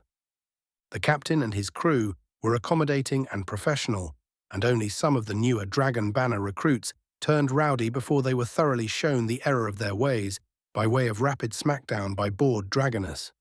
Not even a full day passed before the mists of the Sea of Ghosts parted and our destination revealed itself upon the horizon, the quaint little island that was somehow part desert, part mountain and part fjord at the same time, Solstheim. Now wait a bloody moment. I narrow my eyes at the obvious signs of battle I could see in the distance. Mr. Tentacular really upped the ante, eh, Pops? Scorch chirps almost eagerly. That much is quite certain. I mutter, you might just get to taste calamari eyes sooner rather than later, methinks. There was no almost about his eagerness this time, and for once it would be useful, because dear polar-dancing Dagoth that was a lot of fucking rakelings and assorted ne'er-do-wells, brimming with dear Hermes' own brand of mindfuck juice in their heads, currently camped around Raven Rock. How nice of the little shit to prepare a welcoming present for me. 476, Chapter 93, Raven Rock and Roll. General POV. Captain Veleth of the Redoran Guard assigned to the fortified town of Raven Rock looked down from atop the walls of his charge and hid a wince. For days now their defences have been assaulted by an assortment of Reiklings and Reavers, who seem to have found the motivation they lacked in previous decades. Whenever he was given a free moment, he pondered what kind of leader could focus the usually dim-witted Reiklings into a force cohesive enough to carry out a rudimentary siege. A rudimentary siege that had already cost him dozens of men, he reminded himself bitterly. He greeted a few of his soldiers as he did his rounds atop the eastern wall. The men saluted eagerly, or at least pretended at doing so, but he knew them to be everything but optimistic. So long as they held discipline, he would not care. An act he found rather difficult himself as he reached the abomination atop one of the bastion's mage. He greeted curtly, "Any new movements?" The thing turned its head at him with an artificial deliberation and rasped, "Nothing just yet. I have been observing their camp for a leader the entire night, and yet none has shown as of yet." Veleth held back a scowl. "And your scouts, they are working properly." "There is no need to doubt my skill as you do my right to live, Captain." The barely masked lich pointed out dryly, "I assure you that the birds I raised are transferring their senses to me properly." The Dunmer did not even bother acknowledging the creature's whinging and instead cursed to himself. How in oblivion do they manage to keep cohesion without anyone leading them then? "They could be puppets," the lich points out hesitantly. Veleth instantly scoffs, "And do you know of anyone powerful enough to puppet thousands at once?" "None we would stand the slightest chance against," is the lich's answer. The Redoran warrior goes to speak further, but is interrupted by a raised hand covered in pristine bandaging. "Hold on." A few moments of tense silence pass before the lich straightens his back. "They are preparing another attack. Get the men ready while I delay them." He did not hesitate for one moment and marched away. Marwyn of Daggerfall and recently of Winterhold scoffed as the elf left him. For all the disciplinarianism the fool tried displaying, he was too stuck in superstition to be truly effective. Probably why he was assigned to this bloody backwater now that he thought about it. The horde of Reiklings stirred within their camp just beyond arrow range, and soon teams of the little blue bastards started rushing the walls, gurgling their stupid war cries as they dragged rickety ladders barely tall enough to reach the walls with them. A few of them fell to the arrows of the defenders, but not nearly enough to slow their advance, and soon they had reached the area just below the wall itself. Its low gate barred close even after days of constant battering. It was then that Marwyn made his move, as he took hold of his staff and grasped upwards with his free hand, sending out a light wave of magicka to the numerous servants he had created overnight. Suddenly, as one, dozens of holes in the sandy ground below the Reiklings burst out as bony hands began clutching at their legs, said hands swiftly joined by teeth and weapons as Marwyn's minions rushed at their once comrades and began devouring them alive. "It is certainly no death unrelenting," he muttered to himself in satisfaction, "but it is getting there." Having to manually raise the dead after they were slain was a rather large downside when compared to that venerable spell. Sadly, his magicka was limited, and only minutes passed before the rate of raising the fallen was outpaced by the rate of them being put back down, and a few minutes more left the lich with barely enough power to keep himself moving.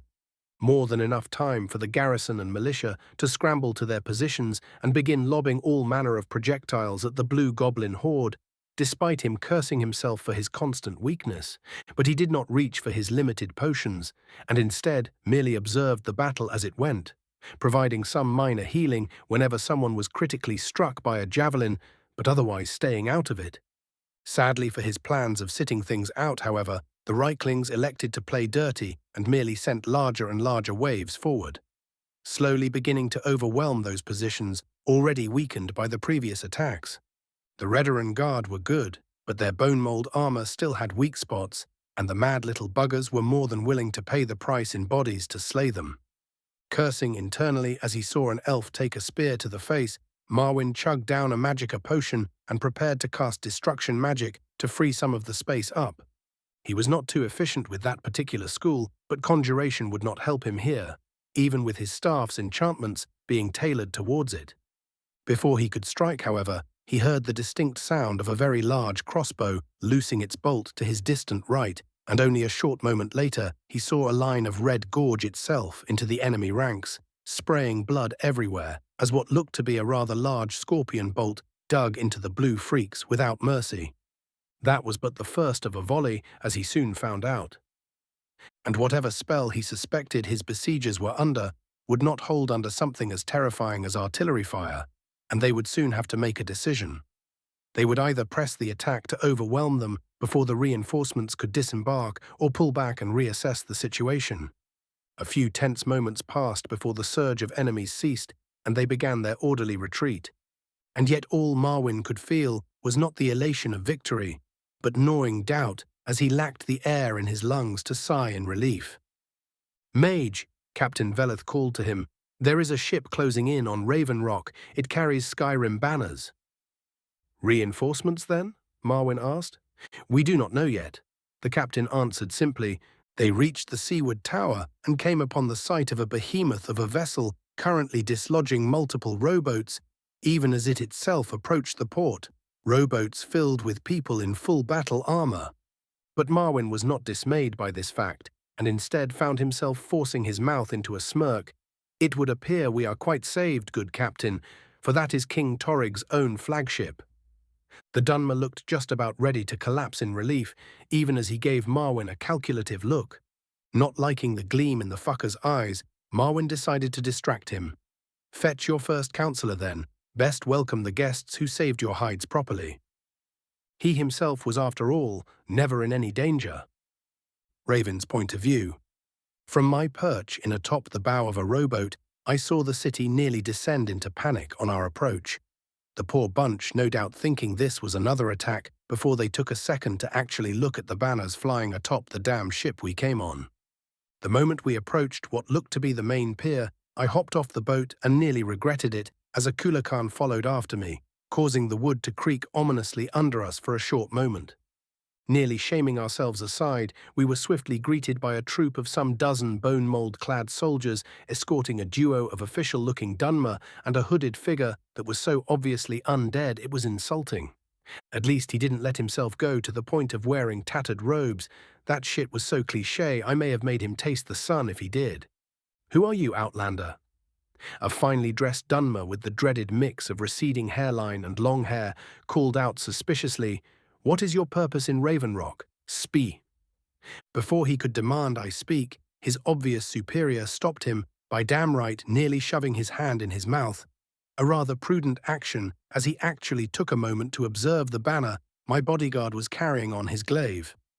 Immediately, the leader, who had the most god-awful haircut I have ever seen upon a mer's head, and of ginger hair at that, fell on his knees, shoving his subordinate down on the way, "Hail Hortator." The guards around him went through the several phases of panic before all falling on their knees. "Rise," I wave my hand upwards as my troops begin disembarking behind me with loud thuds of their armoured feet. "First Councillor Leril Morvain, I trust." The elf nods and stands, slowly followed by his entourage. "Indeed, Your Grace, this is my second Adril Arano." He gestures to the over-eager one. "Please forgive him, the attacks have made him naturally suspicious." I can hardly judge an elf for doing his job. I wave his concerns away and gesture for him to lead us away before looking to the undead.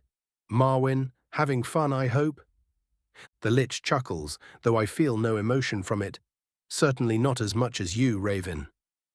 Go through a few protracted sieges like this, and soon you too will be forcing god trees on their knees." I quip, "Well, that or you will still be miserable and under siege. Could go either way, really." "I will certainly remember that," he responds dryly. "We can catch up later. I will leave you to discuss defense with the good Genlimer here." He does not bother waiting for my response and shuffles away. "Prickly little shit," I roll my eyes. "Forgive me my curiosity, Your Grace." The second councillor speaks up, "But you seem to know the creature." "Same year of apprenticeship in Winterhold." I explain easily enough. He is competent enough, but too taken with the achievements of others to content himself in his own work. Good head on his shoulders when he isn't being an idiot, though. "We planned on removing him permanently after he did his work," Leril tells me without the slightest hint of hesitation or remorse, "but we can postpone his removal if you so desire." Understandable, if distinctly a dick move. I knock my evaluation of the Redoran duo both up and down internally. Leave him be, his master would be less than pleased if he were to fail to return, and I have multiple important projects going on with him at this time. "By your will," he inclines his head. "Now enough about my old colleague here." I redirect the conversation as we exit the docks, my troops passing us by as they rush to the walls to relieve the tired defenders. I have to ask, do you have any inkling about why exactly you have been placed under siege? Nothing beyond the ravings of the elder Othraloth in the temple. He shakes his head. The Ashlander was adamant that the reclamations tasked us with defending something important within the town itself, but I haven't the faintest idea of what it actually is. So that is why you are still coherent. I mutter with narrowed eyes. I see. I say more loudly, I should like to meet with him soon enough, but first we must ensure that the town is in good condition and we are under no threat of sudden enemy breakthrough. Certainly, Your Grace. The first councillor nods, having fully expected such. However, I have to ask, even if we did send for help, how is it that the Hortator himself came to relieve us? He pauses before swiftly adding, not that I am complaining, of course. Your presence is a blessing. I am merely curious. No need to explain yourself. I chuckle and shake my head. The answer to your question is best left where we cannot be overheard easily. But suffice to say, the situation is quite beyond what you or any army can reasonably deal with. Ah. His mouth clicks shut before he lets out a long sigh. I feared that you might say that. Cheer up, counsellor, I grin at him. It only gets worse from there. For whatever reason, he did not seem all that cheerful. 477. Chapter 94. The State of Solstheim. The house offers great praise to one rash D for their most wise and enlightened life choices. Their ascension in the ranks was but the natural next step. Surprisingly enough, we also managed to source some soup for the masses, more on that later. So in short, one day you just got a revelation from Boethia about needing to defend this here rock. Were told you would be given the tools to fight, and Raven Rock was attacked a mere 3 days later. I slowly repeat what was said to me. My question was less for my benefit and more for those who had arrived while I was being given a rundown of the situation, which included the entire inner circle of the expedition and a returned Marwyn. Indeed, great Ashkan, the old ex-Ashlander Othraloth bows his head. At first I thought it to be a dream, but the sense of urgency I felt was quite real. We still do not know what the rock actually is. Councillor Leril adds, but the Elder's visions gave us an excuse to perform some military exercises and recheck our supplies, so thankfully we were not taken too unawares. The Ashlander scoffs, you would not have been taken unawares at all if you listened to me. I can practically feel the poor Redoran containing a groan of frustration. We are not going through this conversation again, especially not in front of our guests. Tisk. The old elf clicks his tongue. You can leave your pissing contest for later. Minthara cuts them both off. Did you manage to get any information from the attackers at all? Not knowing how to address the human who was also his Hortator's wife, the councillor shuffled awkwardly for a moment before simply listing, sadly, any prisoners proved distinctly uncooperative before seemingly forgetting everything as if by a spell. We did manage to get a general idea of where they stationed themselves, but that much is obvious from basic observation and knowledge of the terrain. Sounds to me like they are being controlled somehow. Minthara points out immediately. Yup. I nod along. This kind of organization for the little goblin shits would be impossible otherwise. But that would require an immense amount of power. Marwyn cuts in with a rasp, seeming oddly excited by the idea. What a worrying fucking thought. Not if you used a properly formed active ritual. I inform him, and by that I mean the work of a grandmaster. I raise a finger and add, even then you'd need a connection to something powerful, like say a Daedric realm, for example. Delightful, the Lich deadpans. Educational as this no doubt is. The first councillor interjects, you implied you had some kind of idea of what is going on. The people of Raven Rock could use some assurances. Sadly, I am afraid I will not be reassuring you of much at all today, councillor. I give him an apologetic look. Because when Boethia told you you would be given the tools to fight, she did not mean weapons or reinforcements. No, from what I gleaned, that their little monolith is known as the Earth Stone of the Skull Faith and is a potent locus of power on this island.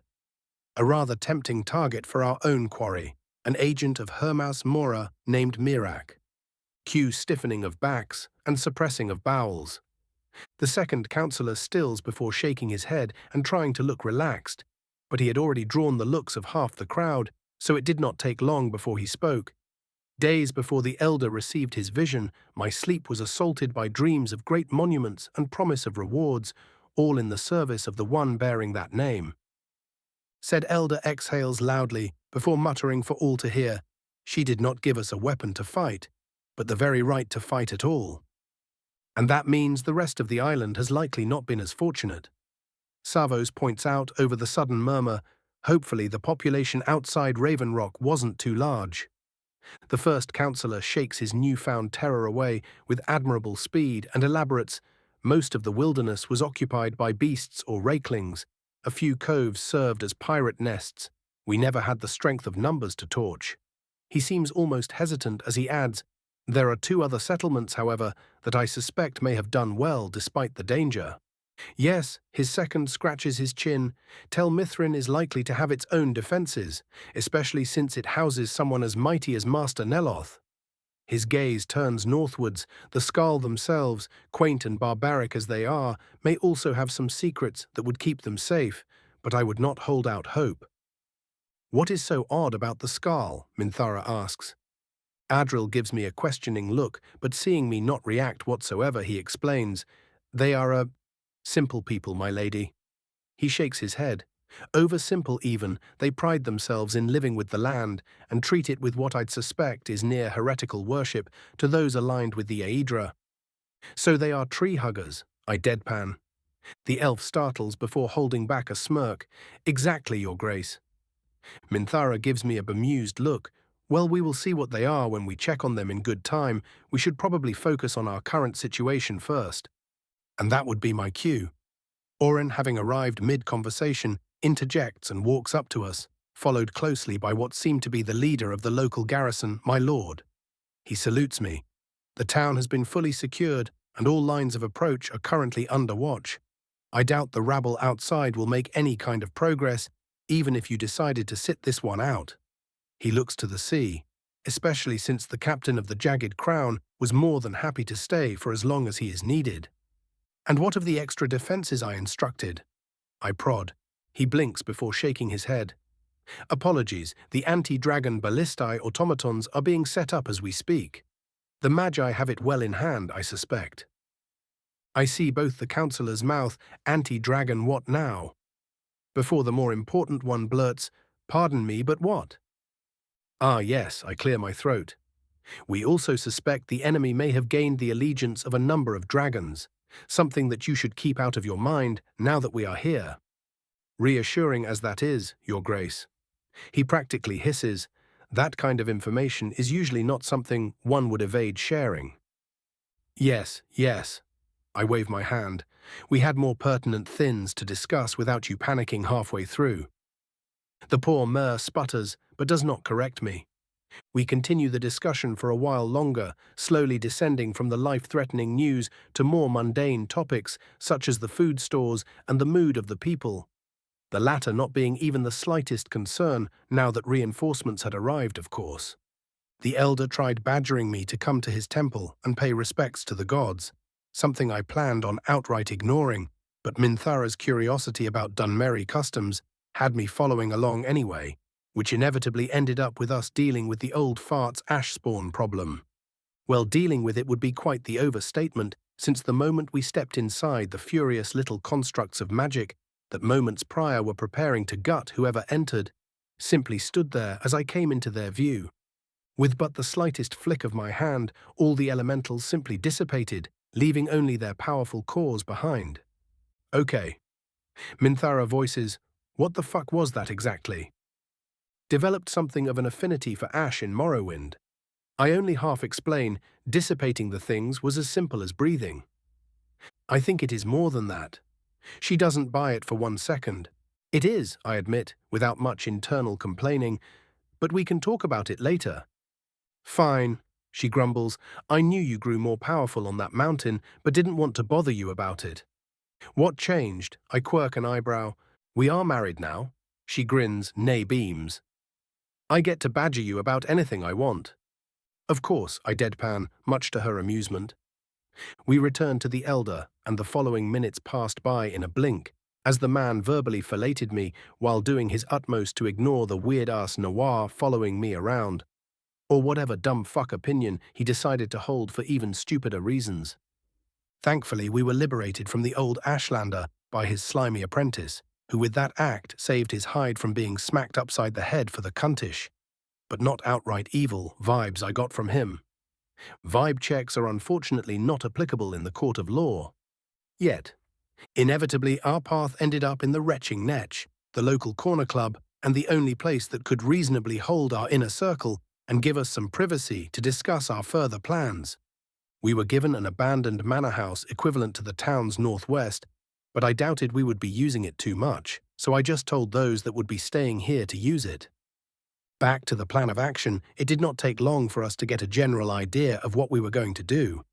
Only the most mentally firm would be leaving, and even then only the most powerful, while the rest would be tasked with ensuring we had a base of operations to work from and a place to retreat to, should the worst happen, and we found we've overestimated ourselves. As I have said, only a few of us will be leaving Raven Rock at all until the threat has been dealt with. I make sure to face any I knew to be overeager. The first group will be led by myself and will consist of solely me, Savos, and Akulakan. We will be marching off to Tel Mithrin to meet with Master Neloth and request his aid in dealing with the island's problems. Some of my more veteran subjects look just about ready to grumble, but my repeated gaze silences them. The second group, I raise a second finger, will be led by Minthara and will consist of herself, Sarana, and our masked friend here.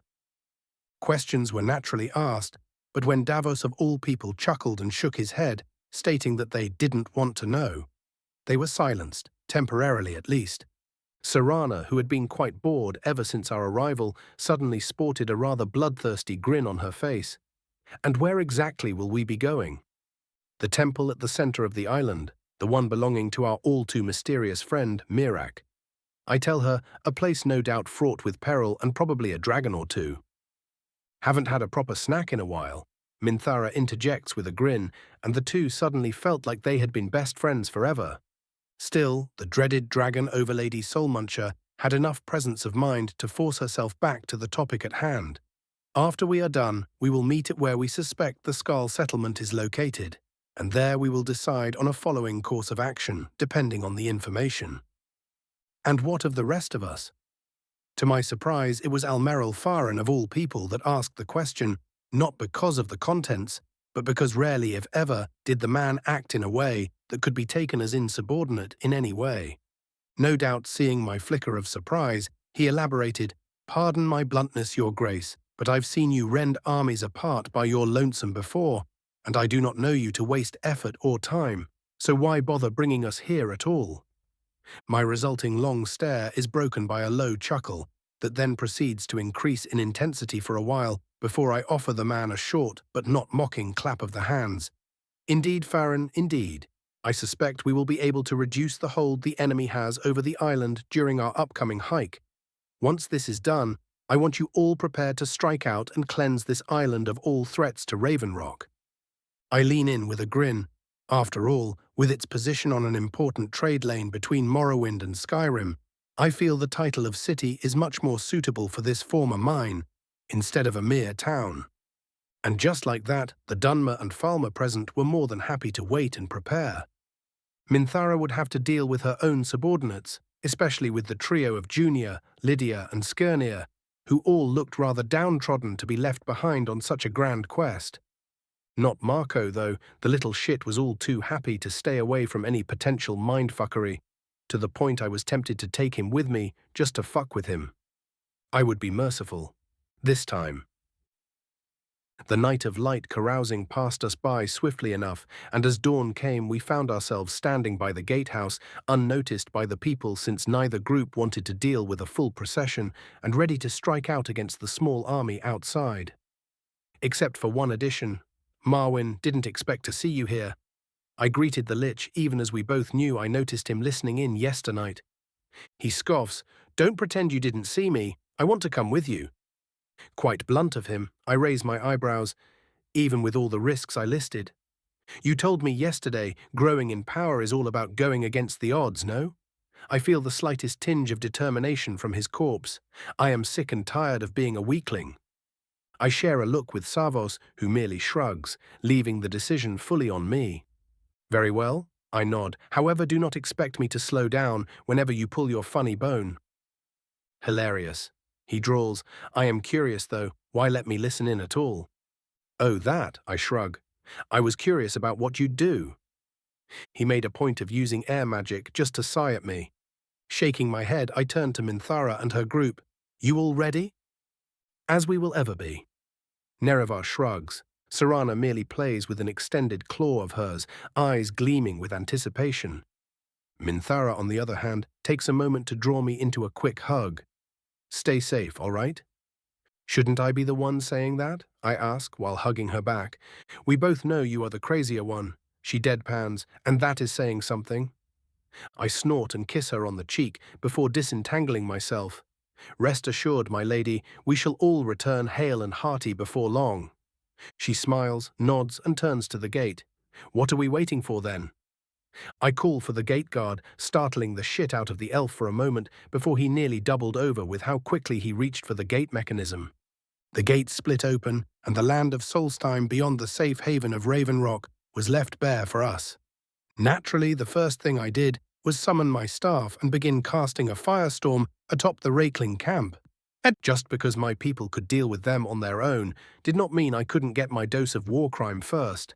478, Chapter 95, Trek to Tel Mithrin.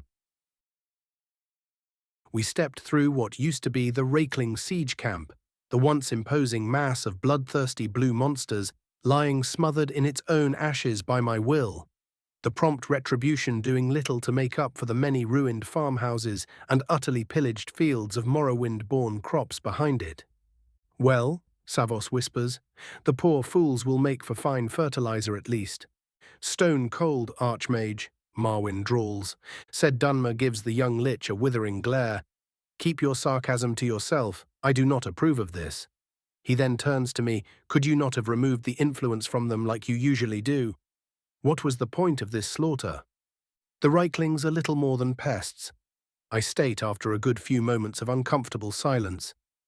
If I were to release them and the few weak-minded pirates among them, they would simply return to being a bother to actual productive members of society. Pests, are they? Savos scoffs. Consigning thousands to their deaths has become far too easy for you, I say. I cannot help but sigh at the very correct point he was making, but I do not fully relent, reasonable as your concerns are. He exhales in frustration. You have to admit, Reiklings and similar creatures are not simple to civilize, especially since they are known to attack the defenseless without provocation. Not even going to mention the pirates, he asks, his mood registering as conflicted to my senses. I just direct him with a decidedly dry look at that, admit it, Gramps. Your issue is not the act, but its scale. People slay these little shits all the time. I just did it efficiently. At this, he lets out a bitter chuckle. One would think that at my age I'd be the one with less scruples. The weight of the future tends to warp one's morality, is all I say, even as I make sure to remember this conversation as a reminder for the future. Simply burning everything in front of me feels oh so easy at my current level of power. An insidious trap, and one very difficult to escape from once I was stuck in it. Thankfully for my increasingly descending mood, the rush of magic to my right drew our attentions just in time to see Marwyn raising a few dozen of the more intact corpses, most of them formerly belonging to relatively well-armed and armored Dunmer Reavers. Feeling our looks on his back, the lich turns to us. Finally done with your little spat? He asks in his now naturally flat voice. Savos doesn't visibly react, but I feel his very soul bristle at the audacity. I, however, was not moved, and merely retorted in a bored tone, finally done raising a meager dozen thralls. One can only find so many distractions to wait out such inefficiency. Being that his soul was thoroughly muted, as it was only half present, I could only feel the slightest echo of Marwyn's shame and irritation, something he easily hid with his skeletal expression. Terribly sorry about that, but one can only do so much while listening to an elf nearing 300 mope about beasts. My hand lands on Savos's shoulder, dispelling the overcharged turn undead spell that flickered into his grasp before he could launch it. Thus, saving our local guide, I turn back to the rather terrified lich and smirk. "You've become a right cunt, you know that?" Not wasting a fucking second, he retorts, "Am I finally being welcome to your order then?" I couldn't help but laugh. Well, at least he is more fun than he used to be. And of course, it was at that moment that all his carefully raised thralls fell apart. My laughter swiftly joined by Savos, who had not stopped casting the dispel in his other hand. Our laughter only got worse when the literal animated dead body actually yelped as he realized Akulakan was right behind him and staring him down, 1 inch away from pulping his skull in. Our march east was not interrupted by any more enthralled attackers, even if we did need to put down some overly aggressive wildlife in the form of the local strain of Spriggan and the ash spawn, the latter effectively ending themselves the moment I looked at them, much like they did back in the temple. I did make a point of gathering the heartstones they coalesced around, now that I was not nearly as tempted by the things they would probably make amazing enchanting materials. The site of what would once be the Kolbjorn Barrow excavation did remind me of the local dragon priests, a topic I did some actual research on the way here, and of this particular cairn's occupant, the one named Azidal. It simply would not do to miss such an opportunity to get some inspiration for my enchanting, even if I would have to leave it for later. You'd think simply abandoning a fort like that is the height of stupidity. I speak up as we pass a small crumbling legion garrison to the island's south. Using the place as a trade outpost or a fleet resupply depot at the least seems much less wasteful. Or even just letting some settlers use it as a new home. Savos adds, "The tendency of the Empire to just abandon good territory is something that always astounded me." Well, they did give it to Morrowind. I shrug before quickly adding, even if that is not really an argument, to be fair. Marwyn, who had been rather silent for the past hour or so, having realized just how much he overstepped by shit-talking Savos, even if he did not admit it, spoke up. "I believe I can help explain things somewhat." His lichdom probably fucked with him to a far greater extent than he ever expected, something that would explain his constantly shifting moods, or at least his emulation of them. Savos gives him a long look before slowly nodding, "Explain away." I feel the slightest flash of relief from the lich as he begins spinning his tale. "I came here some months ago, mostly to explore while investigating rumors of increased Raikling activity." He shakes his head. "At first it was only thought that they were uniting under a warlord. Not a true threat, but one that needed watching, nonetheless. Anyway," he points at the fort, "after I failed to find any true motive behind their movement, the second councillor hired me on to see to the ash spawn attacks. He pointedly does not mention how they simply crumbled before me. Supposedly an imperial legate from the fort had seen fit to declare war upon Raven Rock and kept ambushing travelers, rather improbable seeing as he died when the Red Mountain erupted." "An undead, then?" Savos hums. "Quite." Marwyn nods, one akin to the ash spawn, if surprisingly more human-like and coherent. I took to the task, and with a bit of back and forth I cleared the place out, even if I had to retreat from the madman thrice to recharge my reserves.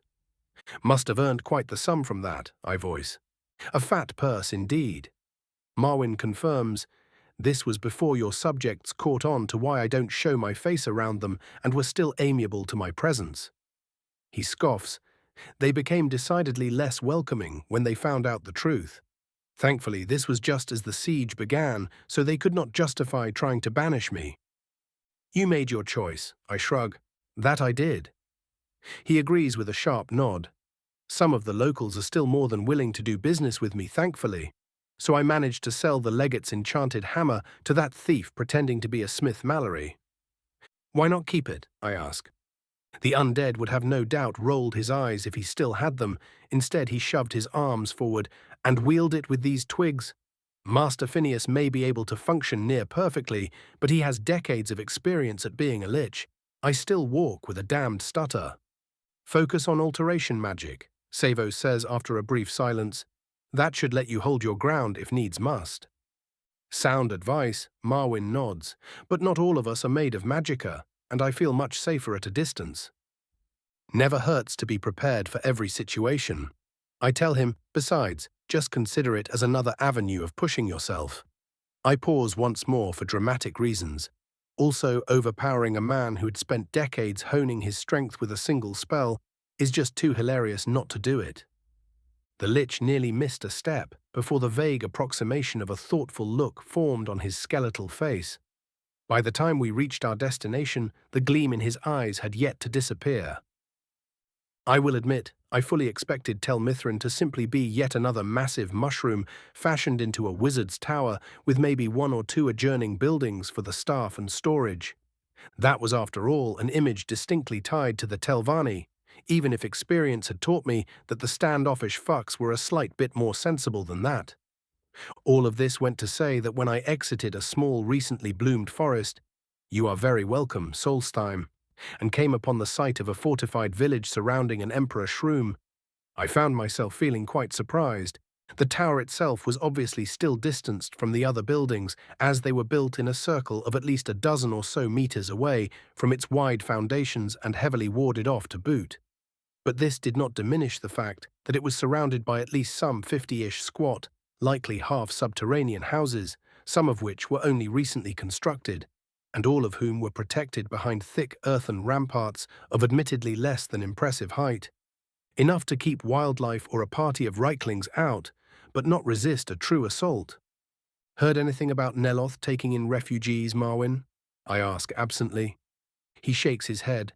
"Nothing solid. Neloth has enough of a reputation that I avoided him like the plague, but it would make sense that some of the more distant homesteads would seek security here." "I fear to ponder on the price they had to pay for it," Savos mutters. "Well, only one way to find out." I shrug. "Onwards then, gentlemen. We might as well introduce ourselves to our hosts." Our quartet's approach to the town goes mostly unchallenged, with the guard, more of a lookout really, running to the tower to no doubt inform the master of the tower of our presence, while the inhabitants gave us looks of both curiosity and, more concerningly, fear before shutting themselves within their homes. This was all it took to prompt me to take a proper look around the place, an act I regretted immediately. Of course, how very fucking typical. I didn't bother holding back a groan of frustration. "What is it?" Savos asks as we approach the shroom. He used them as ritual research subjects. I inform him with a fair bit of distaste before sighing, "Well, at least the megalomaniacal lunacy is not solely exclusive to my own house."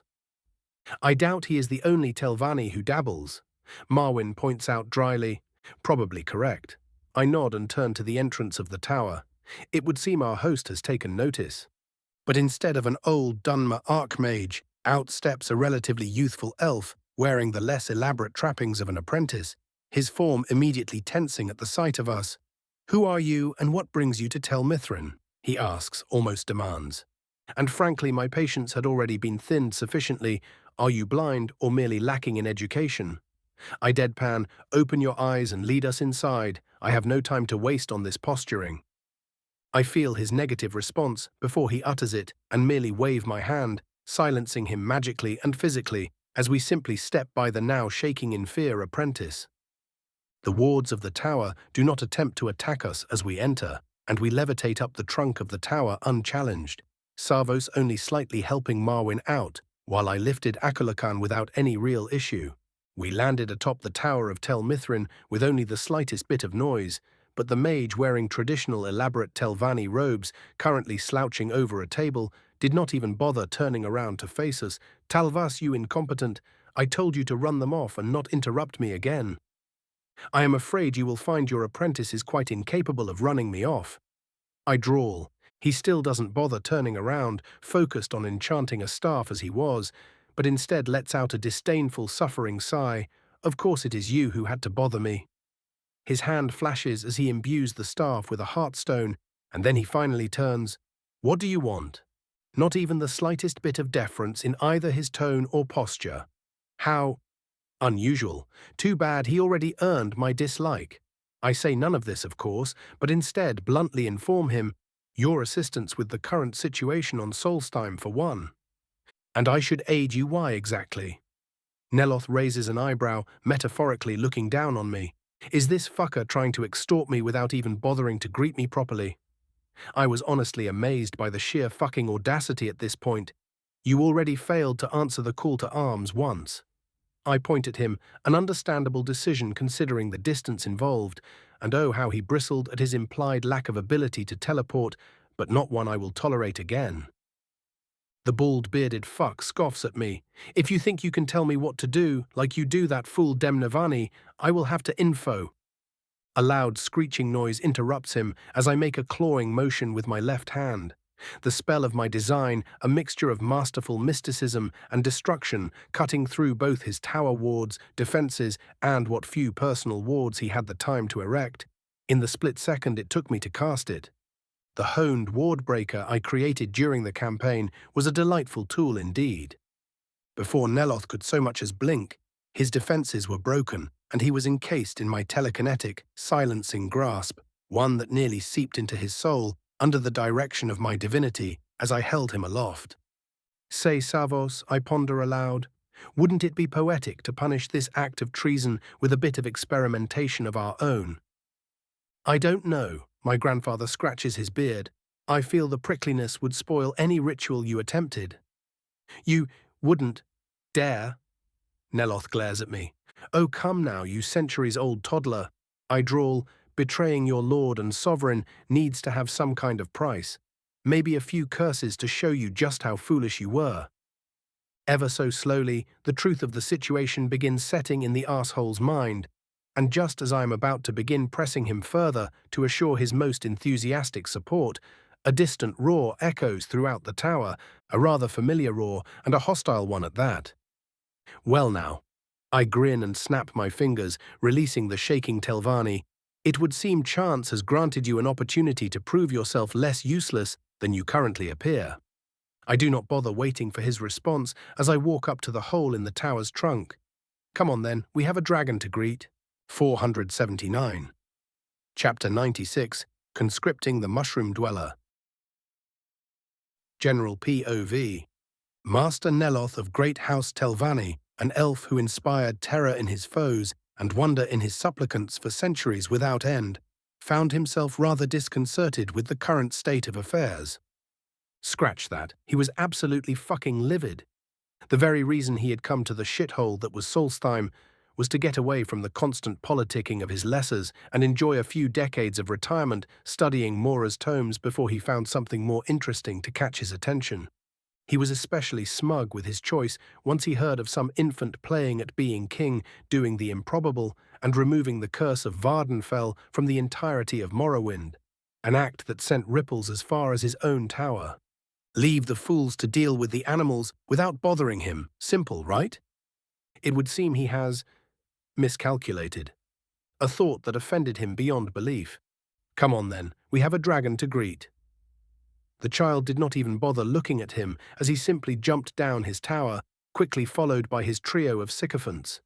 He was sorely tempted to just ignore him and arm his wards, but then he remembered the feeling of being held within the grasp of that magic. A feeling akin to the one coming from the black book he had in his possession, and yet oh so different. Something beyond mere magic. And Neloth found that he very much wanted to understand what it was, and grasp it for himself. With great reluctance, he got up on his feet, and patiently levitated down the trunk of his tower.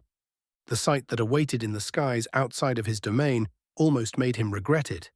A massive creature with 2 wings and 4 legs, and an oddly elongated jaw hurtling down towards them at speeds he'd imagine were quite dangerous if not for the inkling in the back of his head, telling him it was his tower that would break before the beast.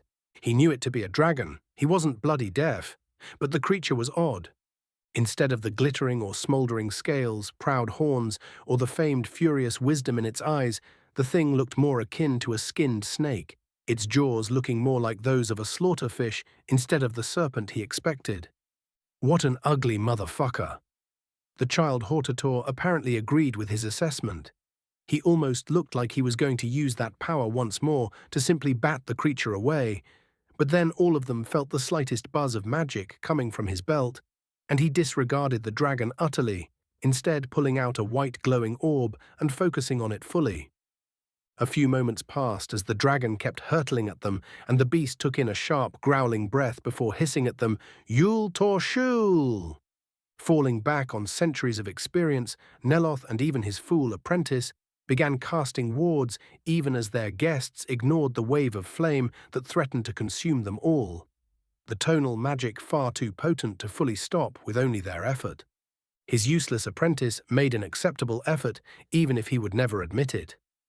As he expected, the wards held for a short moment before shattering, and Neloth felt such impotent rage as his life flashed before his eyes, he would never forget this moment. And then, without the slightest indication or shift in magicka, the towering construct following the child around rose its hand, and a ward of incredible potence shoved the flames away without seemingly any effort. Dagoth finally looked up from his orb, rose an eyebrow, and spoke, "Jor Zar Frul." The sudden wave of blue tonal magic slammed into the dragon, and an instant later, a large runic circle formed under it, bursting forth with jagged chains that enveloped the dragon and dragged it down to the earth, smashing it into the ground just a few meters in front of Tel Mithrin's accompanying settlement. Faster than Neloth could react, the child summoned a staff and pointed it at the fallen beast, before striking it with a burst of crimson lightning that temporarily blinded everyone that looked at it directly. The result was the steaming, twitching, headless torso of a dragon. Well, that was disappointing. He heard him mutter, but not unexpected. The Telvanni scoffed, couldn't have done that immediately. The child quirked an eyebrow at him, as if just remembering he was there. An important message came through on my orb, so I thought I'd let someone as esteemed as yourself deal with our guest. Oh. Aaron, who had remained completely silent until now, grew curious. What message? The child smiled, practically radiating satisfaction. Drez just got done with the initial census. Our first harvests came in, and it appears we had a bit of a bumper crop. Not that we can actually know if it is one, considering it is the first, but it is the thought that counts. Aaron shared his descendant's satisfaction, nodding happily. That is great to hear. It is about time Morrowind got a chance to truly recover. Neloth felt his eye twitching. You let a dragon nearly burn my tower to the ground for some measly crops. He did not yell, that was undignified, but it was a rather close thing. Dagoth's dry look told him all he thought of his complaints. You appear to be under the impression your tower is somehow more relevant to me than a report I could literally have read tomorrow. I'd advise against such arrogance in the future. Even the fucking lich had the temerity to chuckle. Oh, how Neloth wished to throttle the lot of them. Dagoth paused briefly before rounding on the dragon's corpse. Oh, no you don't. And casting an impressively complex, not that Neloth would ever voice the thought, mysticism ward on the spot, completely encasing the semi-divine soul within. Neloth could almost swear he heard the distant whisper of, "What the?" But the current excitement was too distracting for him to properly register it. Raven's point of view. Narrowing my eyes at the attempt I barely remembered, I turned back to my shithead of a host. So are you going to cooperate now, or do I need to restart negotiations? He hid it well, but I could feel a flicker of unease within him as he scoffed, "Don't bother, I am no fool." Doubtful, "What is it that you needed my expertise for again?" Bald fucker wants something, Scorch chirps in. I know. If he tries to fuck us, can I have his eyes? Tell you what. I smirk at the increasingly uncomfortable elf. If he doesn't fix his attitude before we are done, you can do whatever the fuck you want with him. And no, you don't get to egg him on. That is my job. The bird radiates eagerness before subsiding back into my magicka reserve. How about we take this inside? I propose. The tail will take us a moment. He looks like he wants to do anything but still nods. Very well, follow me. He turns to his apprentice and barks, "Talvas, get the cooks moving." His rather sluggish student blinks before startling, "Yes, master," and rushing off. Useless waste of space. The bald Telvanni scoffs. By the time I was finished with my edited story, the old enchanter looked halfway disbelieving. So you wish to go against Hermaeus Mora, arguably one of the most powerful Daedric lords in existence, who has a creature as powerful as the first dragonborn in his service. Did I get that right? Your auditory receptors appear to be in working order, Akulakan informs him bluntly. He scowls at my bodyguard before directing me with a deadpan look. And I don't suppose you will be letting me loose once I tell you what I know. Ha! I deadpan back as I toss away the ashes of a burnt cigar. You are not wiggling out of this one, I am afraid, especially since you seem to be the only one who has done proper research on the black books strewn across this island. I idly point at the well-warded shelf, holding one of the items in question. Yes, he gives the tome a tentative look. A passing interest of mine, a Daedric artifact, yet not in the usual sense, serving more as a pathway to Apocrypha itself than an item of power, as one might expect. He pauses, mulling his words over for a moment. I am unsure as to why they were thrown here specifically. Mirac, I inform him generously. He frowns. Explain. Ignoring the demand in his tone, I do so. I sincerely doubt it was Mora who initially started tossing the things about. More likely the dragonborn imprisoned within Apocrypha, well known for his hunger for power, was planning on making his escape through those things, using his tentative connection with the island he had built his temple upon to create a way out. That does sound plausible. The Telvanni hums, finally showing some genuine interest in the topic. I have managed to cast a sympathetic spell on the book I have in my possession, and found that there are 7 such tomes in total.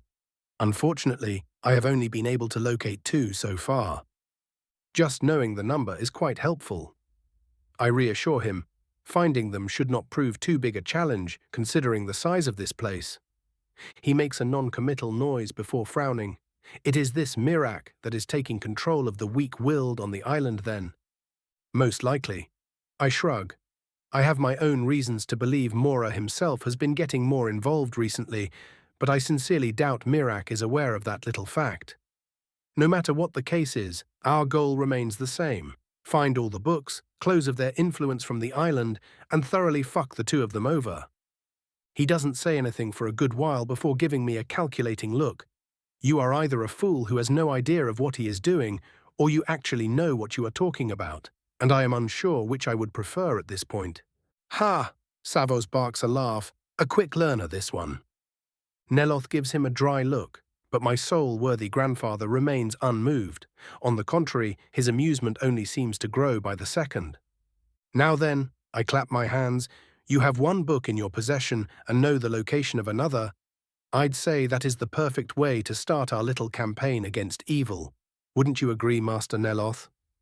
He gives his vault a hesitant look before spiritually deflating before my very eyes. Very well, I trust that you have a way to contain its power during transport. Have no fear, Master Neloth. This time I use the title a bit more mockingly. I am, after all, the greatest enchanter on Nirn. His head moved so fast to face me, I think I heard a slight snap. An utter impossibility. The bald mage keeps muttering, how does one stack so many runes atop each other without the enchantment detonating? Utterly ridiculous. At this point he had been grumbling to himself for a full hour. Honestly, at this point I was starting to feel kinda bad for him. Maybe I should not have shown him the truth of my robes, even if for only a split second. Before he could descend into yet another full-blown tirade, however, the sounds of fighting in the distance had dissipated and Marwyn limped back into our sight. Finally finished with all of them, I ask.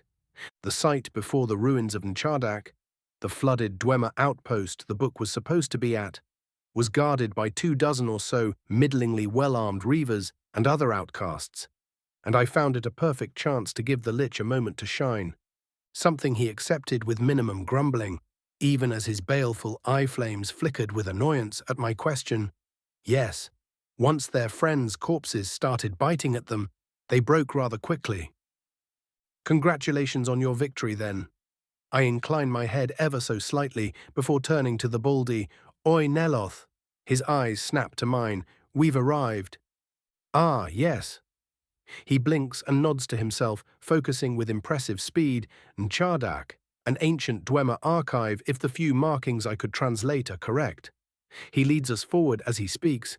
Its contents were mostly destroyed by simple erosion, but I suspect some metal plaques, still survive in pockets of air. We approach the gate and he telekinetically pushes it open. I first found this place some 2 years ago. Its wards were still active even after all this time. He pauses as we all enter and come onto the sight of a black book covered in impressively warded glass. This damnable thing has been mocking me with its presence ever since. You weren't able to open it, I ask. Unfortunately not. He scowls. I managed to extract a control cube of some sort from the ruins beyond. It was damaged, but I surmised it was used to control the pumps that would no doubt, if configured correctly, release the lock placed atop the tome. He snaps his fingers with acceptable theatricity and a rather rudimentary lexicon flashes into his hand. I managed to, after much trial and error, repair the bloody thing, even if we will likely have to find more of them within. Much more quietly he mutters, hopefully repairing them will not be as frustrating. He goes to explain further, but I raise a hand, smirk at him ominously, and begin humming. The entire complex around us shudders, and I hear multiple pumps beginning to work as one below us, directing the massive flow of water outside of what was once the city of 100 towers. And then the protective vault holding the black book decouples and raises our prize atop a neat little platform. Neloth stares at the book, then stares at me, then at Savos, who was holding back his laughter. The old man twitches violently before, with a shriek straight out of the abyss, throws the lexicon in his hand against a wall, shattering it utterly. Truly, Scorch's wisdom was the only reasonable response to such behavior. Cope and seethe, bitch. 480.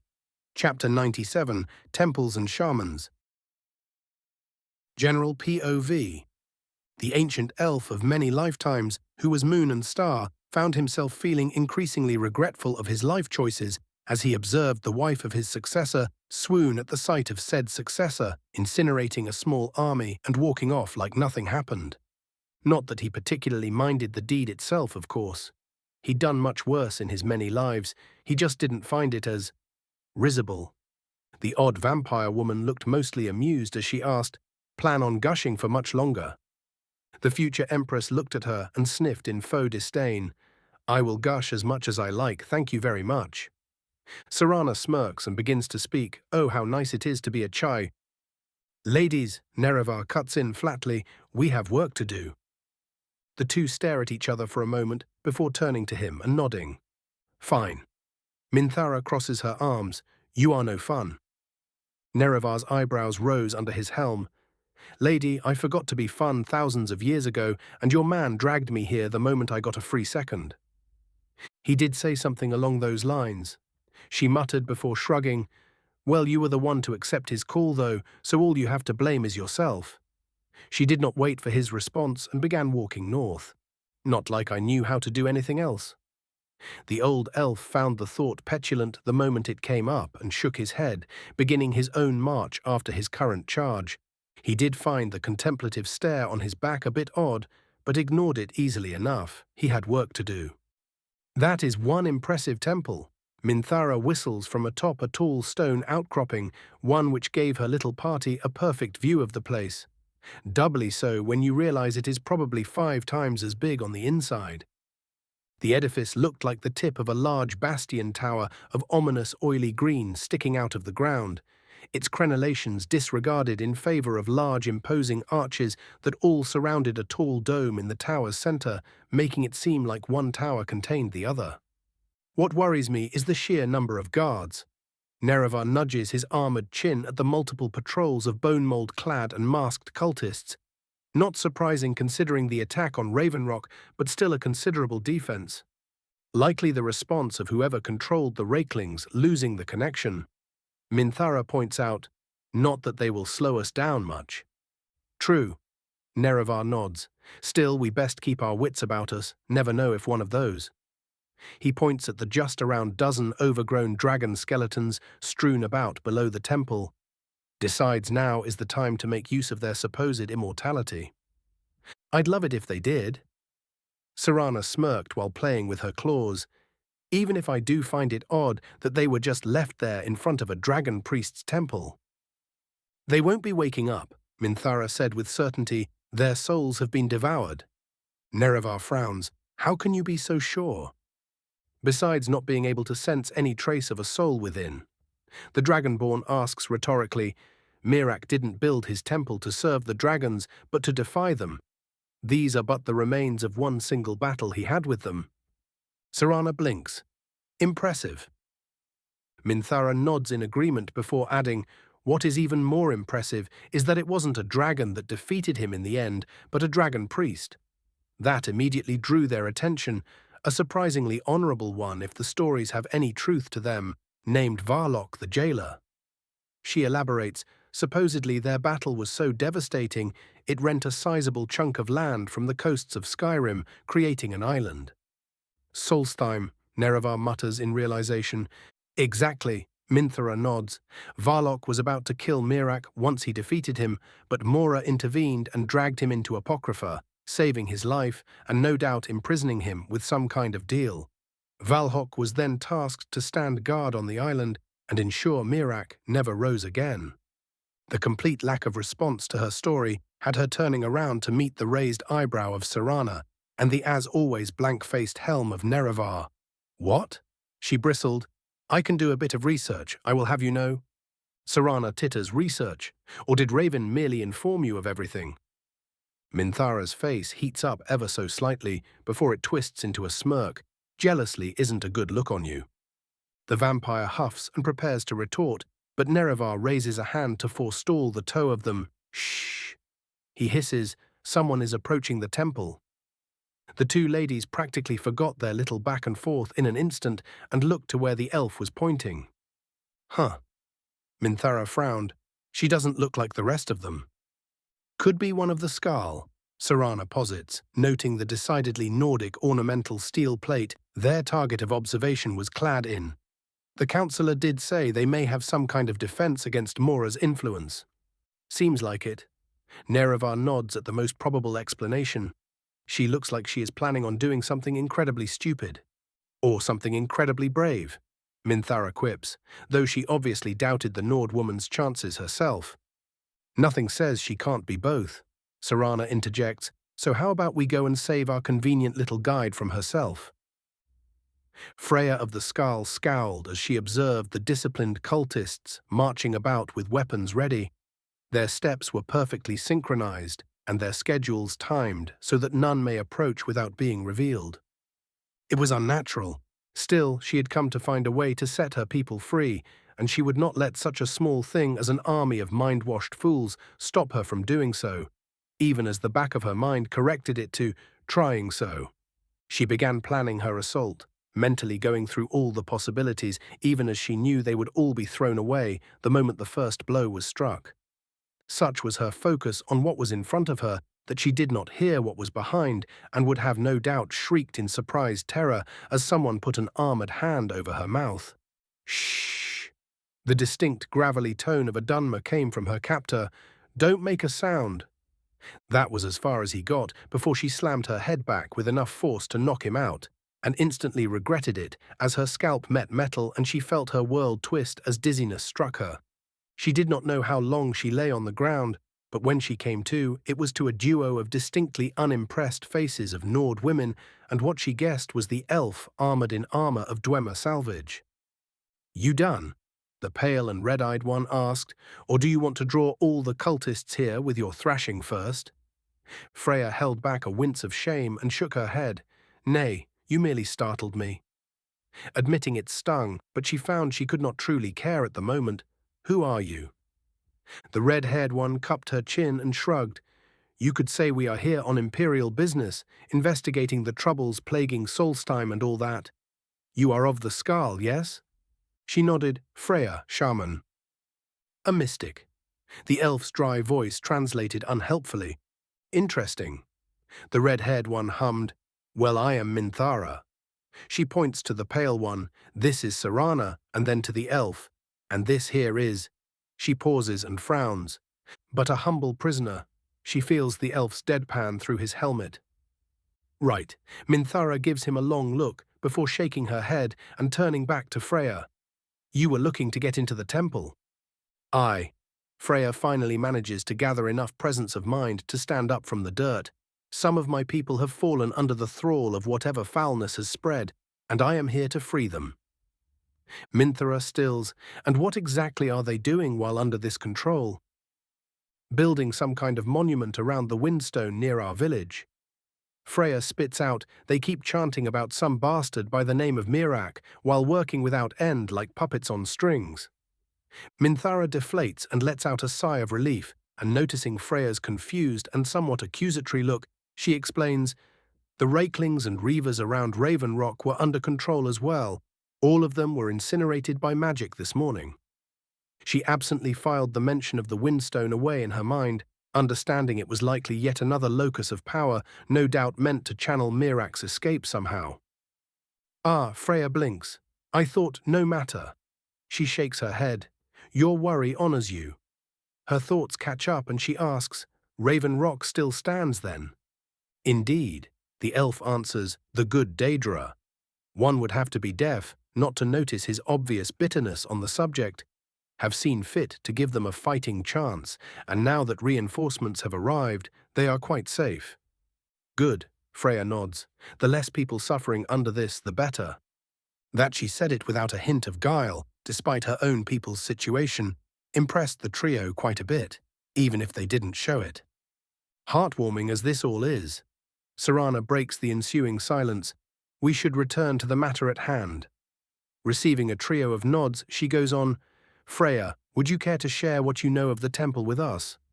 Aye, the shaman nods, even if is not all that much. I simply tracked where the power was coming from, and it led me to this temple. She gives the edifice in question a sideways glance. Father always warned me away from visiting the place, as he said it was cursed by Herma Mora, but after days of my people not getting better, I grew desperate enough to try. Allmaker willing, with 4 of us, we may even stand a chance. The mention of the Allmaker had Serana and Nerevar somewhat confused, but Minthara, having already been informed of the Skal faith, interjected before the question could be asked, I am afraid things are a bit more complicated than that. And then she proceeded to dump every bit of pertinent information she thought she needed to on the poor shaman without mercy. By the end of the tale, Freya found herself leaning against a tree and wiping sweat off her forehead. The weight of her task, and the folly she nearly committed in her eagerness, now thoroughly known to her. Since you know what you do now, will you still join us? Minthara asked patiently. I dot. Freya shook her head. I've no idea of how we may stand against a dragonborn and live, but we must try anyway. Good thing we have a dragonborn of our own. Minthara smirked, and without bothering to elaborate, began marching at the temple, not making the slightest attempt at hiding her approach. The patrols noticed her almost immediately, dozens of masked faces turning on her as one and raising their weapons in preparation. Dovakren, her hammer, appeared in her hand and she grinned. Tid Klo Ul.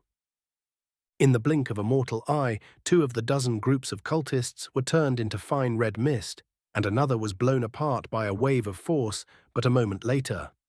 The rest were not as lucky as they may have seemed, though for another flank was quickly struck by a potioned-up Nerevar, his own hammer blurring through their forms, even as his shield hand drew dreadful spikes from the ground, impaling and herding his enemies so as to make the slaughter as efficient as possible.